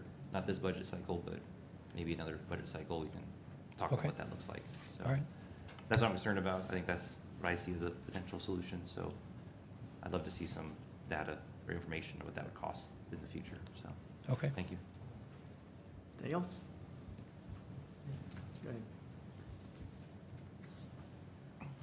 All right, we've got a police lieutenant and the community services unit, and according to the supplemental, the community services unit police officers to assist with increasing numbers of community outreach events. This does not sound like a patrol person. It sounds like a public educator or something of that nature. Beside that point, the question that I really have is neither of these positions were recommended by the matrix staffing study that we just completed. And the positions that were recommended in the matrix staffing study are not included in the budget or weren't even requested.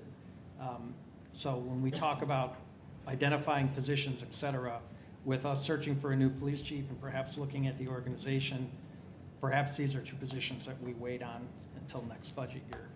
Okay. But I'd like to know how we end up requesting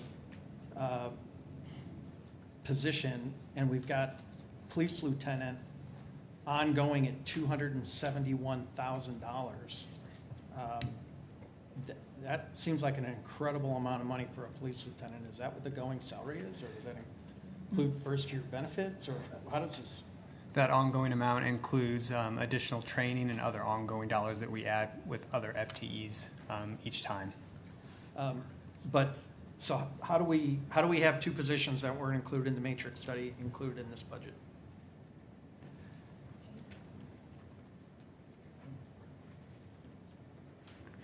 How do we do what? I'm sorry. How do we get two positions recommended in this budget that were not recommended by the consultants? See, no, that don't they- talk to us about it. That we paid, No. that we paid to have the study done. It gave us a full breakdown. Yeah. And these positions weren't even No. recommended in it. So in looking at the department and the needs of the community, it's important to have the community relations officer in there. We'll be able to address all kinds of different needs that will not take a patrol officer off the street. The lieutenant himself has been an acting lieutenant for almost a year now and has been functioning in that position well over an extended time that I think would be a time to ask for that body for more department efficiencies. So, The matrix report also were recommendations, and then again, we have to evaluate it up to the current needs that we all have in our department. okay, I'm not disagreeing with you, Chief, or I think just philosophically have to ask the question. We paid a consulting firm to come in and study the staffing needs of the police department. They gave us a recommendation, and we now are choosing to ignore it. So I think philosophically, there may be good justifiable reasons, but I think we have to just collectively ask ourselves, why did we do the study if we were going to ignore it? Or, because if they had come back and said, look, you need 40 police officers, we would have killed ourselves to find a way to hire 40 police officers. And we did a mid-year budget adjustment of 14, was it 14? Plus the ones that we had done in the original part of the budget year. So I think it ended up close to 20. So you know, we would kill ourselves to find a way to fund those, and this just seems counterintuitive to that. And we're talking about finding ways, again, I'll have to, again, generically ask the question, are these two positions that we can push to the following year to make room for what we know is going on in the court? So, That's rhetorical, I guess. Thank you. Councilmember Stipp, we did not ignore what was in the matrix. It was recommendations. We took the recommendations, and on balance, looking at the entire department, it seemed like a reasonable, feasible thing to do to ask for those two bodies. Okay. No, and I appreciate that. I'm not, I can't argue with it because I can't even argue with the fire chief, and even though I think I know that, I don't know it anymore. I certainly can't argue with you about the need for it. Just, I think from the policy position, it's very difficult for us to who do we hired a consultant? Do we trust them? We obviously have to trust our existing staff. We have to trust our manager, but why do we hire consultants if we're not going to do what they suggest? So, again, it's rhetorical and it's a circular question.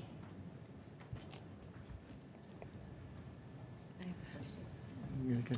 On the recommendations that came through, these are the only two that didn't make it. The others were filled. So I guess my question is on the study itself. You got recommendations for I forget how many positions there were. We approved 14 positions mid-year. As a result of that. So one of them, the commander, was not part of the study. That was added to the request, but there were 14 approved mid-year. Okay, from the study. But my point is, you got the majority of the study that you hired. So the question is you got the chief that says they need X, you got a study that left a couple off. Which one do you go with? That's what I'm saying. It's kind of a rhetorical. Yeah, I know. It's kind of a rhetorical question. You know, the study, the professionals we hire to come in and look at it, give us an outside perspective, say X. The interior, the chief who we brought in to look at the organization, and we want him to tell us why. And now we've got this, and then we look to the manager to say, balance the budget and get us the right people. And 2 hours ago, we said, find three positions. Well, is this two of them that we push to next year? I don't know. You got to remember the chief is an outside perspective as well, too. No, I understand. That's what I'm saying. We brought in a chief to tell us, these guys, we say, give us X, and chief, we say, tell us Y, and now we've got a conflict. Good conversation. Thank you. Wally, you said you had a question? Yeah, my question is one police records clerk enough? Since remember the woman that came before council and was very complimentary to us, but then said that she had requested her records to go to court in December, and she had just gotten the records from the harassment case that she was involved in. And I know as long as I've been on council, it's been difficult to get some of the records because it takes so long to get the records, to get it typed up or to get it transposed or whatever. So do we have enough staff there rather than just adding one piecemeal it?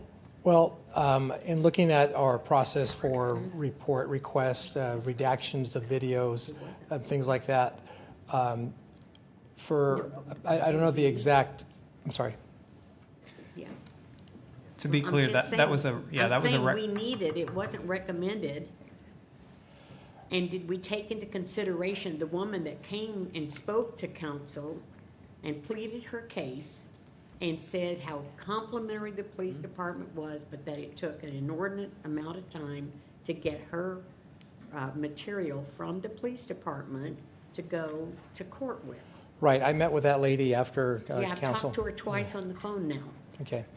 And when I spoke with her, I explained what our process was and why it did take so long.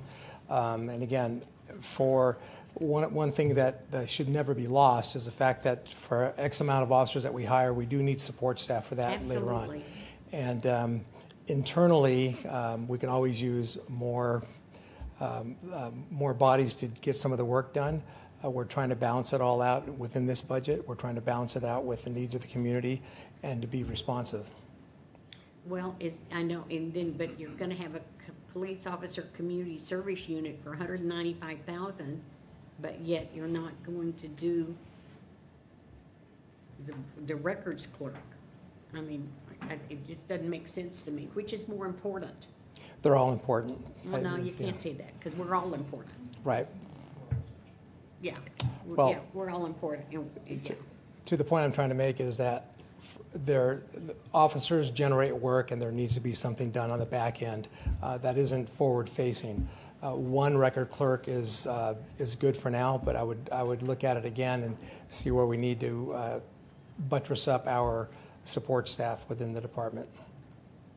Okay. All right, thank you. Thank you. How many community services officers do we have right now? We have, they have collateral duties. We have a sergeant and two community service officers that will go out and they'll get assigned things as needed. Okay. So we have staff for that, and I know that the community outreach is really popular and is an essential part of community policing. But we do have 2 staff and a sergeant currently. That are they keeping up with the demand? At this time, they are, yes. Okay. Mm-hmm. Now, you said something about the police lieutenant position that activated my old HR thinking, and that somebody was doing the job, and now it's time for them to get the position, or words to the fact, like somebody's already acting as the lieutenant. Right. Someone is acting as Lieutenant Kurt But you don't Raines, have a position of lieutenant. but we do not have that position So filled. how does that happen? You use a sergeant's position and repurpose it into a lieutenant or an acting position, so it's not adding staff. Okay. They're actually Okay, so you taking have, away okay, you've switched one position for another. acting right now. Oh, I can, Yes. okay. Right. You're intending to keep that sergeant position and get a lieutenant, That would give them that ability to have the extra position. all in that same unit? Yes. Well, is the Department. lieutenant, that's not in the same unit. No, it's within the department. It'd It's be in a- the department. Traffic, community service, Right. homeless outreach, and school resource. So you want to build another layer of management into that, a lieutenant, a sergeant, and 2 or 3 officers? along with the other things that the lieutenant's going to be responsible for, traffic, motors, and as such. I can't think of them all offhand right now, but he does a lot of things. So it's not just community outreach, he'll Right. be doing more. He or she will be doing more. All right, thank you. Thank you. Anything else? Any other questions for PD? The only thing I want to add is, again, I mentioned to you earlier, I appreciate the effort, I saw the number of tickets that you had on your police report. I appreciate the efforts to try to slow the traffic down in the city. Still going fast, but maybe the message will get out there. And maybe even the ones listening in there is, please slow down. There's too much speeding going on in our city, which ultimately is going to end up, hopefully not in an accident or somebody getting killed. So, again, I appreciate your efforts that you're doing there. Thank you. Thank you for the message, too. All right, go on. Development services. Development services. So there's 2 FTEs being recommended in development services. The first is a construction inspector 2 position. There were 3 requests. We're recommending funding one of those. The second is a code compliance officer position.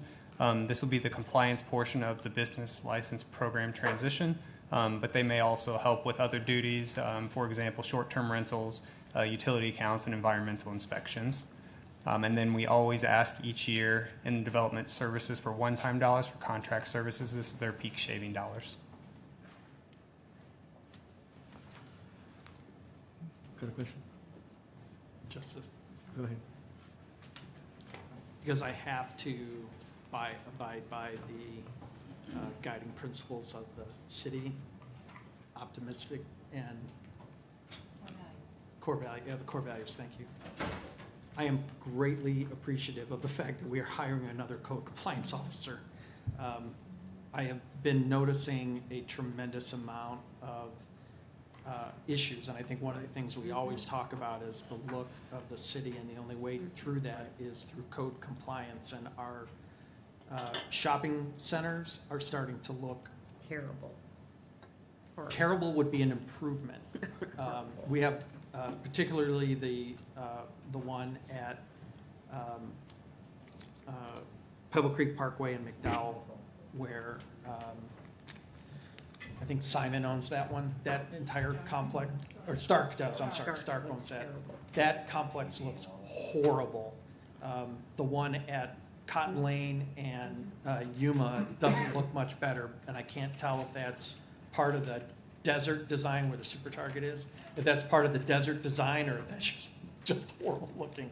But getting code compliance out into the community is going to be a huge impact into keeping this place looking the way that we have been investing for years to try to keep this a pristine-looking community. So thank you for doing that. I can't bitch all day and not at least compliment what it deserves, so thanks. Can't agree anymore with code compliance. And again, I don't know if the one's enough, because as we're growing, there's gonna more out there, so just kind of keep that in mind on the back burner. But yeah, I agree with you 100% there, Bill. I mean, code compliance is what's gonna be needed to keep this, yep, all of that's gotta be looked at, yes. Critical. Yes. Anything else? All right, roll it on. Economic development, no supplemental requests. Easiest one of the night. What happened to engineering? They're next.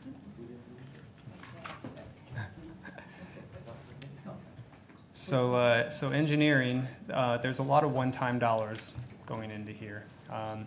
Several of these are related to strategic plan action items. We have our microtransit additional funding. Again, that is one-time funding, and that's a big dollar amount, about $900,000 for next year. We also have peak shaving as well in the engineering for the CIP team. That's the project management contractual services. There is a citywide multimodal safety plan. This, as was recommended in the Transportation Master Plan, relates to the Safe Streets for All program that was presented to council a couple of weeks ago by Chris Bridges. So that'll help get that up and running. The Estrella Parkway, Elliott to Cotton Lane alternative lane analysis, also recommended by the Transportation Master Plan.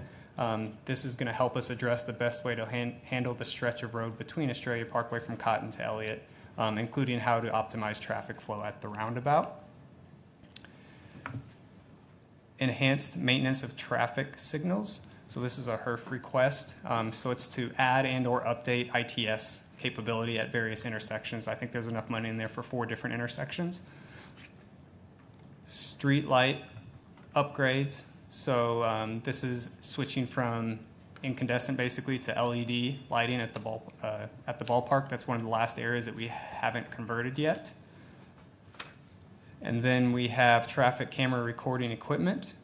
So this will give us the budget authority to purchase additional traffic cameras, allowing for faster implementation, and based on the findings, could fit right into the real-time crime center conversation that we already had if needed.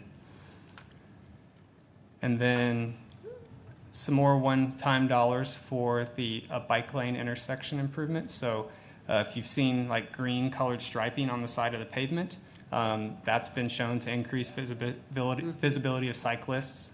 So it will help promote the multimodal nature of that particular section of roadway, and help more clearly delineate cyclist defined sections of pavement. And then enhanced maintenance of transportation infrastructure. So as much as it's weird to say, there are certain parts of our cities that are starting to age a little bit. So these dollars will help going to provide maintenance of items that we typically haven't had to do. So street light maintenance, street sign maintenance, a lot of restriping within the city where stripes may have faded.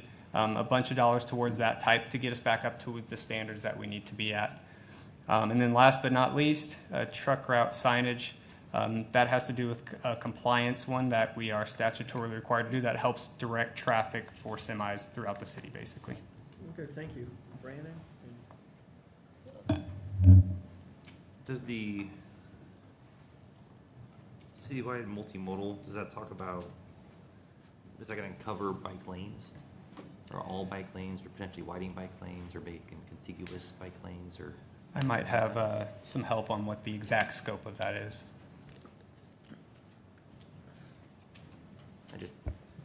My end state for the city, I'd love to have a large amount of bike paths that you can ride down safely that are contiguous. So I just was curious if that's part of that. Mayor and Council, Steve Cinto, City Engineer.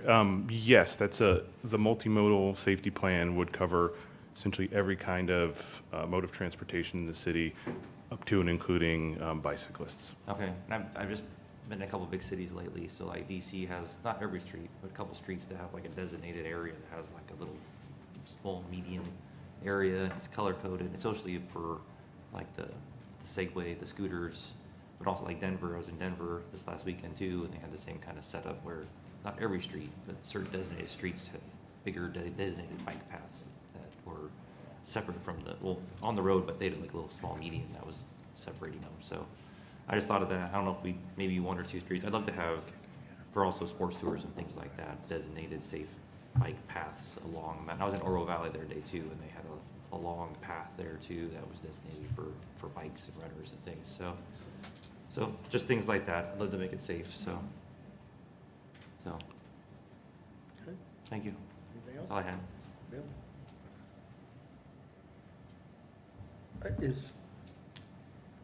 I have a couple questions. One is it our intent to paint the entire length of the bike lane green, or just the starts or the interruptions, or, because I've seen it both ways in the valley. Tempe, they're all green, but like Avondale, it's the first 10 feet or 5 feet or whatever. What's our intent? Councilmember, great question. Initially, the thought is to just do the intersections, but that's what we're going to attempt to pilot and see what kind of, I guess, the configuration and how long they last. And certainly this multimodal safety plan can assist us with that. Yeah, quite honestly, I don't think, I'm glad we're only going to do the first few feet, because whether someone's driving on asphalt or green paint, I think if someone's going to hit a bicyclist, it doesn't matter what color the ground is. I think they're going to hit them anyway. So,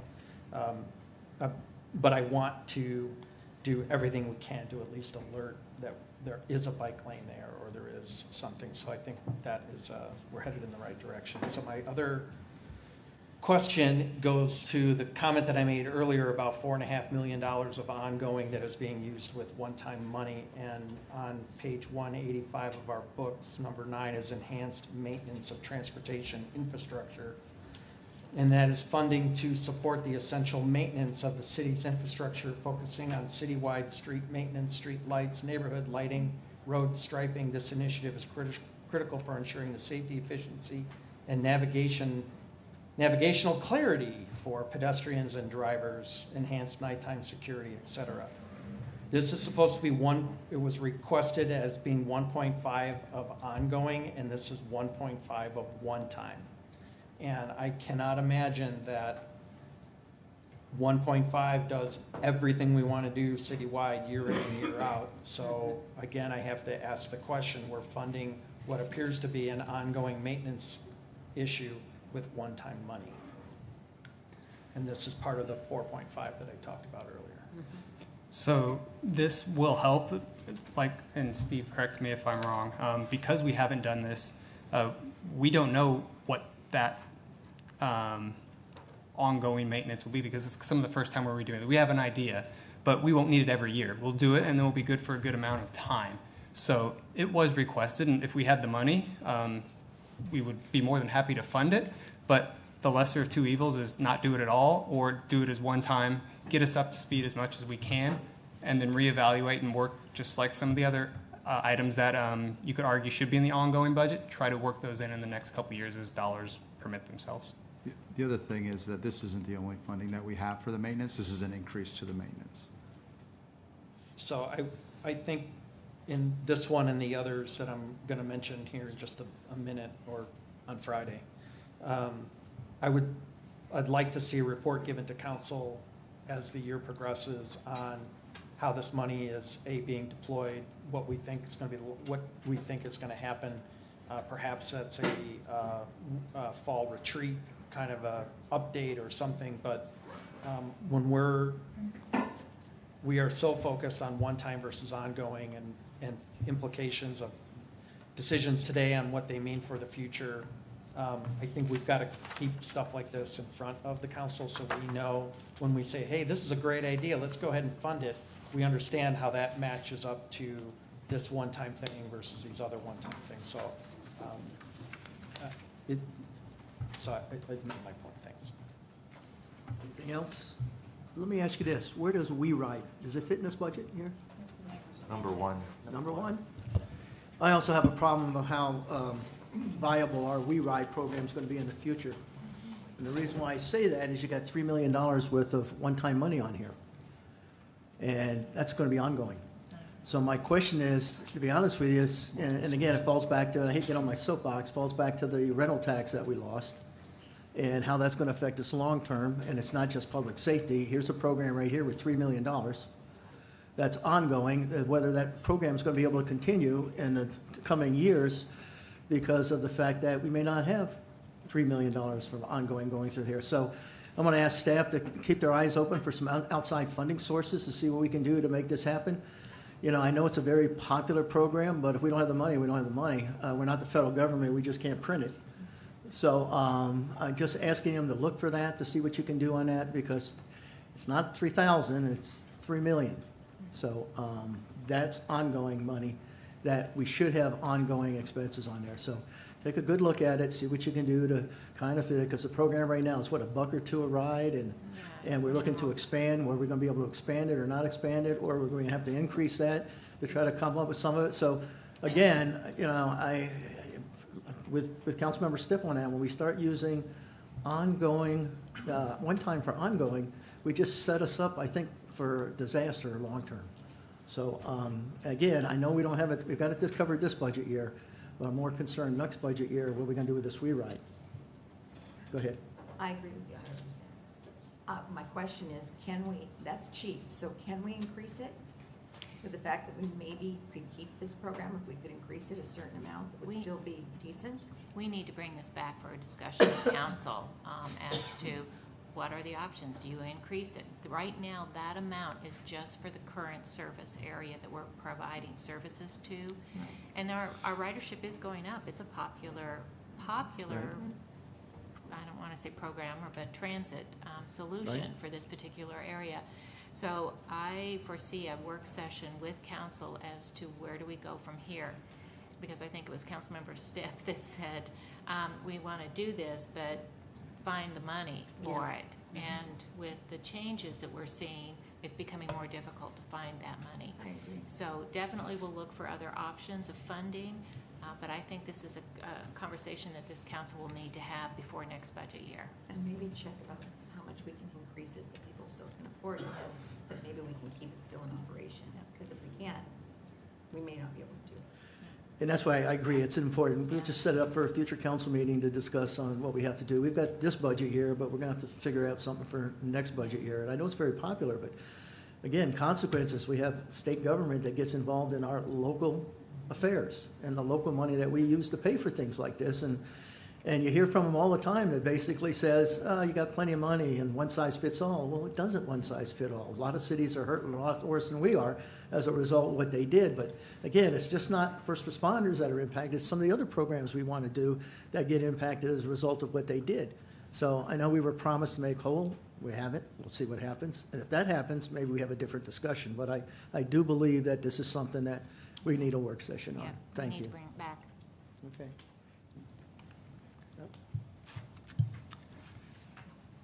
Parks and Recreation, 2.43 FTEs. 1.5 of those is going towards rec center security. This will provide for Monday through Friday security and for part-time hours on the weekend.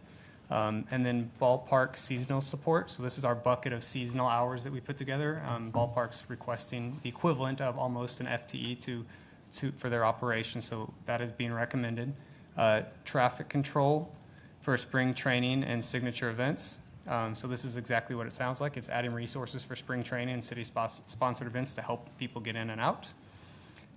There's dollars for landscape, right-of-way, unimproved property. So this is a combination of several types of requests. The city delineates how property is made within the city by different departments, between stormwater, between parks, between water services. So this is their piece to do some of that maintenance. And then we have Real quick on that last item, are we funding that with ongoing or one time? Those are being funded with one time. Okay. Just to make that clear to everybody. Yep.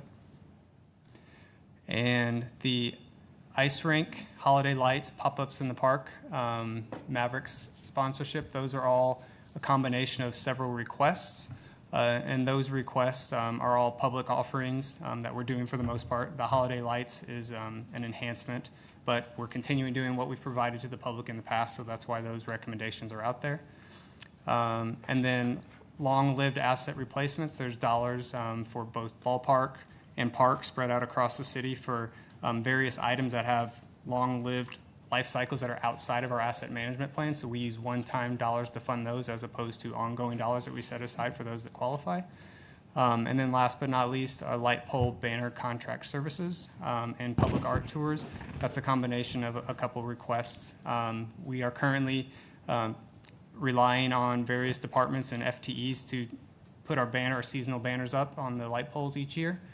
So that'll contract the services out to make sure we get those up in a timely manner.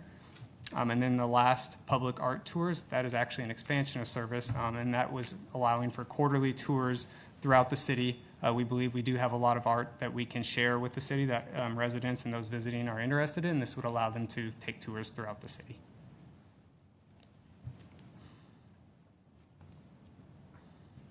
Questions? Go ahead, Bill. Nope, you just shut it off. I didn't realize I left it on. Okay, so to Jared's point, the right-of-way maintenance contract, and I'm going to read the description. It's to provide the necessary resources to service the approximately 23 million square feet of city-maintained medians and right-of-way. That does not sound like that is ever going away. 1,800,000, so it's almost 1.1 million of right now, one time, which should be ongoing. So again, to the conversation that we've already had, this is the other part of the 4.5 that I was referring to. In addition to that, number 9 on page 186 is the annual maintenance of Parks Department unimproved property, and that's 143,000. Those are ongoing maintenance, and we're funding them with one-time dollars. So again, we've got to kind of think our way through that. And then finally, the Maverick food truck situation, it's $75,000, and we gave, I got to come up with a better phrase, but we gave away $165,000 this year to community funding, and we had some groups that for $1,500 or $2,000 had to jump through paperwork and filing reports, and this is what we've used, and this is how many Goodyear residents, and this is blah, blah, blah. And they had to jump through a lot of hoops for $1,500. And we're gonna give the Mavericks $75,000 without a single question being asked. I think we have to really kind of fine tune our decision on that, number one. And number two, when you look at the charts that were sent out, we get money, and we increased our giving on this from $50,000 to $75,000, which is a $25,000 increase, but we only saw $8,000 in revenue increase. And we don't know what kind of revenue that is. That was a question that I followed back up on from the memo on Friday, which is this, are these real dollars? Are these, is this what we think were dollars? Where's the value in this for our community? Because the Mavericks, the great work that they do, it is a charity, and this is it's part of that $550,000 of charity work that we do as a community. I think we need a better explanation for this, or we absolutely need to know how this money is being spent in the city and why this is a benefit for us. Go ahead. I agree with Bill on that last part there. That, it did leave me a little concerned, especially when Councilmember Gillis is saying that she wanted to be able to give more to the FAC for their good work, and then we have another charity here that doesn't have to do that and gets substantially more. You know, if we're going to increase those other monies, then this might be the money to increase it from when we have that discussion, and then have the Mavericks, like everybody else, ask for specific funding. I think that's fairer, and I kind of agree with Bill on that one. That's an awful big jump, and I know it's popular, and I know they do great works, but So do a lot of other community people. So it's kind of hard to just put them in there separate for that much. Becky? I wonder if the answer to that is, I'm thinking about what Laura and I were discussing earlier, having it come out of community funding. Because we've got $200-some thousand in there this year. Maybe that's what it should be coming out of and not spending it here. Maybe, I mean, that's what I'm just thinking. And we don't give anybody that kind of money out of No. our funding, I mean, not even close. But I'm thinking, we had But- money left over last year, Mhm. so I'm thinking maybe if we're trying to see what is gonna work where, and because this is a tight year, maybe that's where, I mean, I don't think that we should totally put the Mavericks out, because I think that we're seeing the gaining of attendance and everything else that's going on there, and everybody really loves them.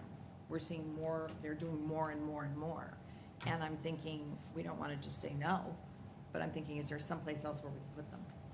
Brandon? First of all, is this money in kind for resources, or is it actual money that we're using? That's a good question. It is, Nathan? I thought it was all in kind. We're supporting it. Hi, Mayor Council Nathan Torres, Parks and Recreation Director. The money is money that's provided to the Mavericks, and then in turn, we bill them 100% for the rental of the facility, for PD, all services. That totals about 50,000. That accounts for about 50,000 of the 75 that is charged back, that we're receiving, they pay back. The decision for this event a few years ago was really, it's a strong community event, it's well-attended. We cannot produce this event, reproduce it for that amount, and so we saw that it was great value, bringing great value to the city as a public event. And so I was able to look at their donations, and this past year in 2023, they're estimated just under $1 million in charitable giving. 25 to 30,000 of that comes right back to Goodyear in 2023. Yeah, I think it's a good nonprofit for that. I mean, I think it pays for itself, like you're saying. So, no, I appreciate all that. And then, yeah, that's the question I had on that. And then to say, and that comes back to us, like we don't, but I'm not sure which bucket we want to pull it from, wherever that looks like, but we do already give large amounts of money to organizations without going through the processes. Like we give $250 to the YMCA, that's a contract we do every single year. And we have $250 the Advocacy Center. Yeah, 377. 377, so that doesn't go through your guys' No, through you guys' so either. they're That's just IGAs, you're right. built-in contracts. Yeah. That's a good point.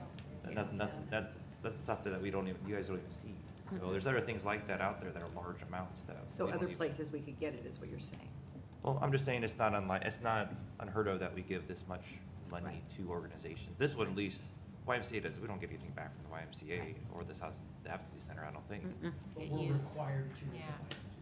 Yeah, we're required, I'm saying it's a contract. We got a have to do that one. We have to do that one. But the Advocacy Center, I don't think we had. We have an IGA or something with them. Well, we have we're a funded partner with the Southwest Family Advocacy Center, and the nonprofit money that like Vicki donated, that goes to the nonprofit, which provides ancillary services to the victims that the cities are not funding. And so, but all the operations of the Advocacy Center are funded by the Avondale, Buckeye, Goodyear, and Maricopa County. Yeah, I'm just saying it's not stuff that it goes through, it's stuff that we're already doing, things like that. There's a value to all of this. I'm not saying we shouldn't or cancel contracts or anything like that. I'm just saying at least this one, it pays for itself. Okay. Is what I'm seeing here. So. Yeah. Again, Nathan, you've got one of the concerns I think Councilmember Campbell has is access to, to the ballpark, for other charities. And I had a conversation with you there not too long ago about how about a day of celebration of our nonprofits, in which we have one day in which you bring all the nonprofits to the ballpark, in which they can tell who they are and what they do. That way, hopefully, we can get more of them out there, because I know we have our faith base, which we meet on Tuesday, once a month, tomorrow, okay? But it would be nice at the ballpark and the gathering where they all can come out and actually tell the public on what they do. It's just another way of getting their message out. And that way we have access to the charities that you're kind of talking about, Wally. And What'd you tell me, Nathan? You Yeah, said thank you, Mayor. We certainly could look into that. I think so we're not creating a new event, that we'd probably want to pick one of our successful events and then integrate these nonprofits into that event so they're getting that foot traffic coming. But we certainly can explore that. Okay, appreciate that. Thank you. So, Mayor, I'm Yeah. not sure I understand if there's a consensus or not on the Mavericks. I did hear Councilmember Stipp ask for the accounting of this particular event and the money we spent. So I just not sure where we're at on the group consensus. I think the consensus is you don't want to get rid of it, but you want to find out what the, what the money is involved on through here, but You I don't don't wanna think get rid of anybody it. wants to get rid of the event, No. just the accounting piece. I mean, because that's what you want. You want nonprofits to pick up events in our city eventually. Well- Maybe we can start events and the nonprofits grab them, and then So they start Wa- running with them, so we Will don't have Wally to have worry about it. something? Well, the Mavericks used our stadium. They used to use the airport, no, not flight, the airport, the one location out there. And the concern that I have is that we're favoring one nonprofit over all the nonprofits. We're not allowing any of our nonprofits to come and utilize the ballpark like we're letting them. You're selling it to us saying, oh, they're bringing all these people in. Well, they're bringing all these people in for one night, and we never see them again. So it's not necessarily putting a lot of money in our general fund, I don't think. And if we do give them 75, and we end up with them getting 25 of our 75, and we get some of it back, it's not a win-win. It's not, it's costing us money for them to be able to have our ballpark, and we're just giving it to them.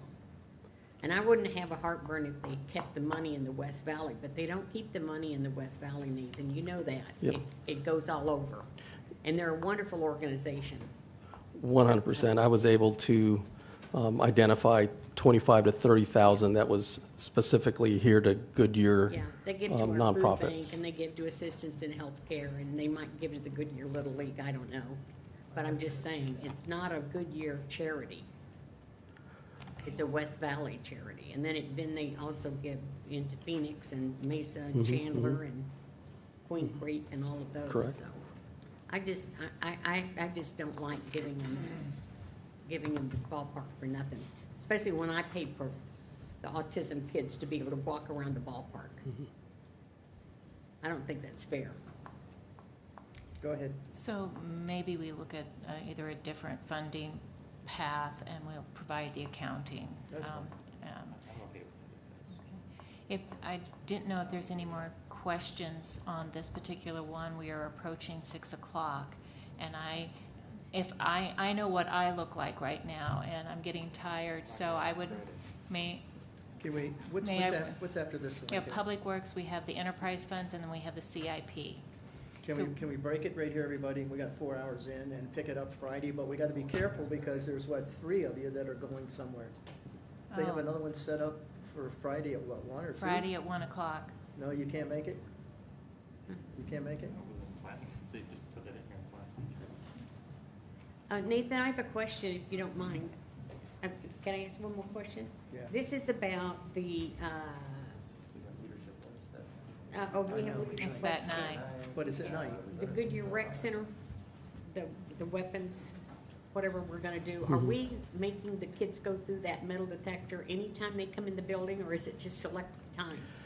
Peak times. The coverage and setup is for during peak times. Okay, if we have an incident out of the peak times, then I want you to put it in full thing, because from the very beginning, before we had the paintball incident, I suggested we put lockers and make those kids put their backpacks and lock them up, don't even take them in.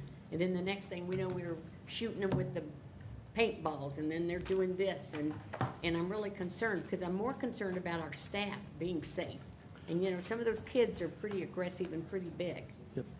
Thank you, council member. We've had really great success with the rollout so far. Good. And we'll continue to monitor and make adjustments as we move forward. Good, very good. Okay, thank you. Thank you for your concern. Is there a time Huh? we had? Well, hold on, that's not, what time did you have this thing set up? It's from 1 to 4. 1 to 4 on Friday. If we need all 3 hours, we have Public Works, we have water, and, Well, when you guys gotta get, you gotta get dressed at what time to get that 1 to 4? leave at 5 to go to, to get out there. It starts at 6. I switched this day Where? to not work. Well, let me ask the manager this. Can you look to see on Oh, the yeah, calendars to see if we can it's been spot almost an hour. anything, even if it's not Friday, early next week with everybody for 3 hours? Because we got to get this, we got council meeting It- Monday, right? it would be, the next Very option difficult. is Monday before the council meeting, a work session, which could take a couple hours. So that's the reason for the Friday. Would that be more appropriate for everybody, a couple hours before the council meeting on Monday? That way you don't have to worry about getting to your events Friday nights and that type of. So come in at 3 or 4. Yeah. 3? What's the, I think we what's can on the get, agenda? it- She says it's not big. Okay. It's not big. What do I have for Monday? I have no clue. Could we start at 4 on the work session on Monday night? Does that work for How 3? about 3? 3. Can we do 3 3? on Monday? Yeah, 3? We're all in for 3 on Monday. 3 on Monday? 3. We move 3. 3? 3. Come on, Brandon, 3. 3 o'clock Going once, on going Monday. twice. And probably I'm hearing that it's not a heavy council meeting that night. She says Darcy. no. Okay. She says no, it's So not we heavy. Could probably okay? get you out of here by 6. All right, so then the next We'll meeting. cancel Friday. Cancel Friday. Next meeting will be 3 o'clock Monday to finish this up and then do our work session, right? Yes, sir. Because it's a work session Monday, right? It's a work session, no, it's a council meeting. The meeting? Can we go to a Yeah, but it's a regular meeting night. Okay. All right, let's do that then. That way you guys, you can get to your event. You've got that event going that night, so. And you don't have to stress about it. Okay? Yeah. All right, so with that then, no more business. Then we got the meeting set Monday at 3 to finish this up. Meeting dismissed.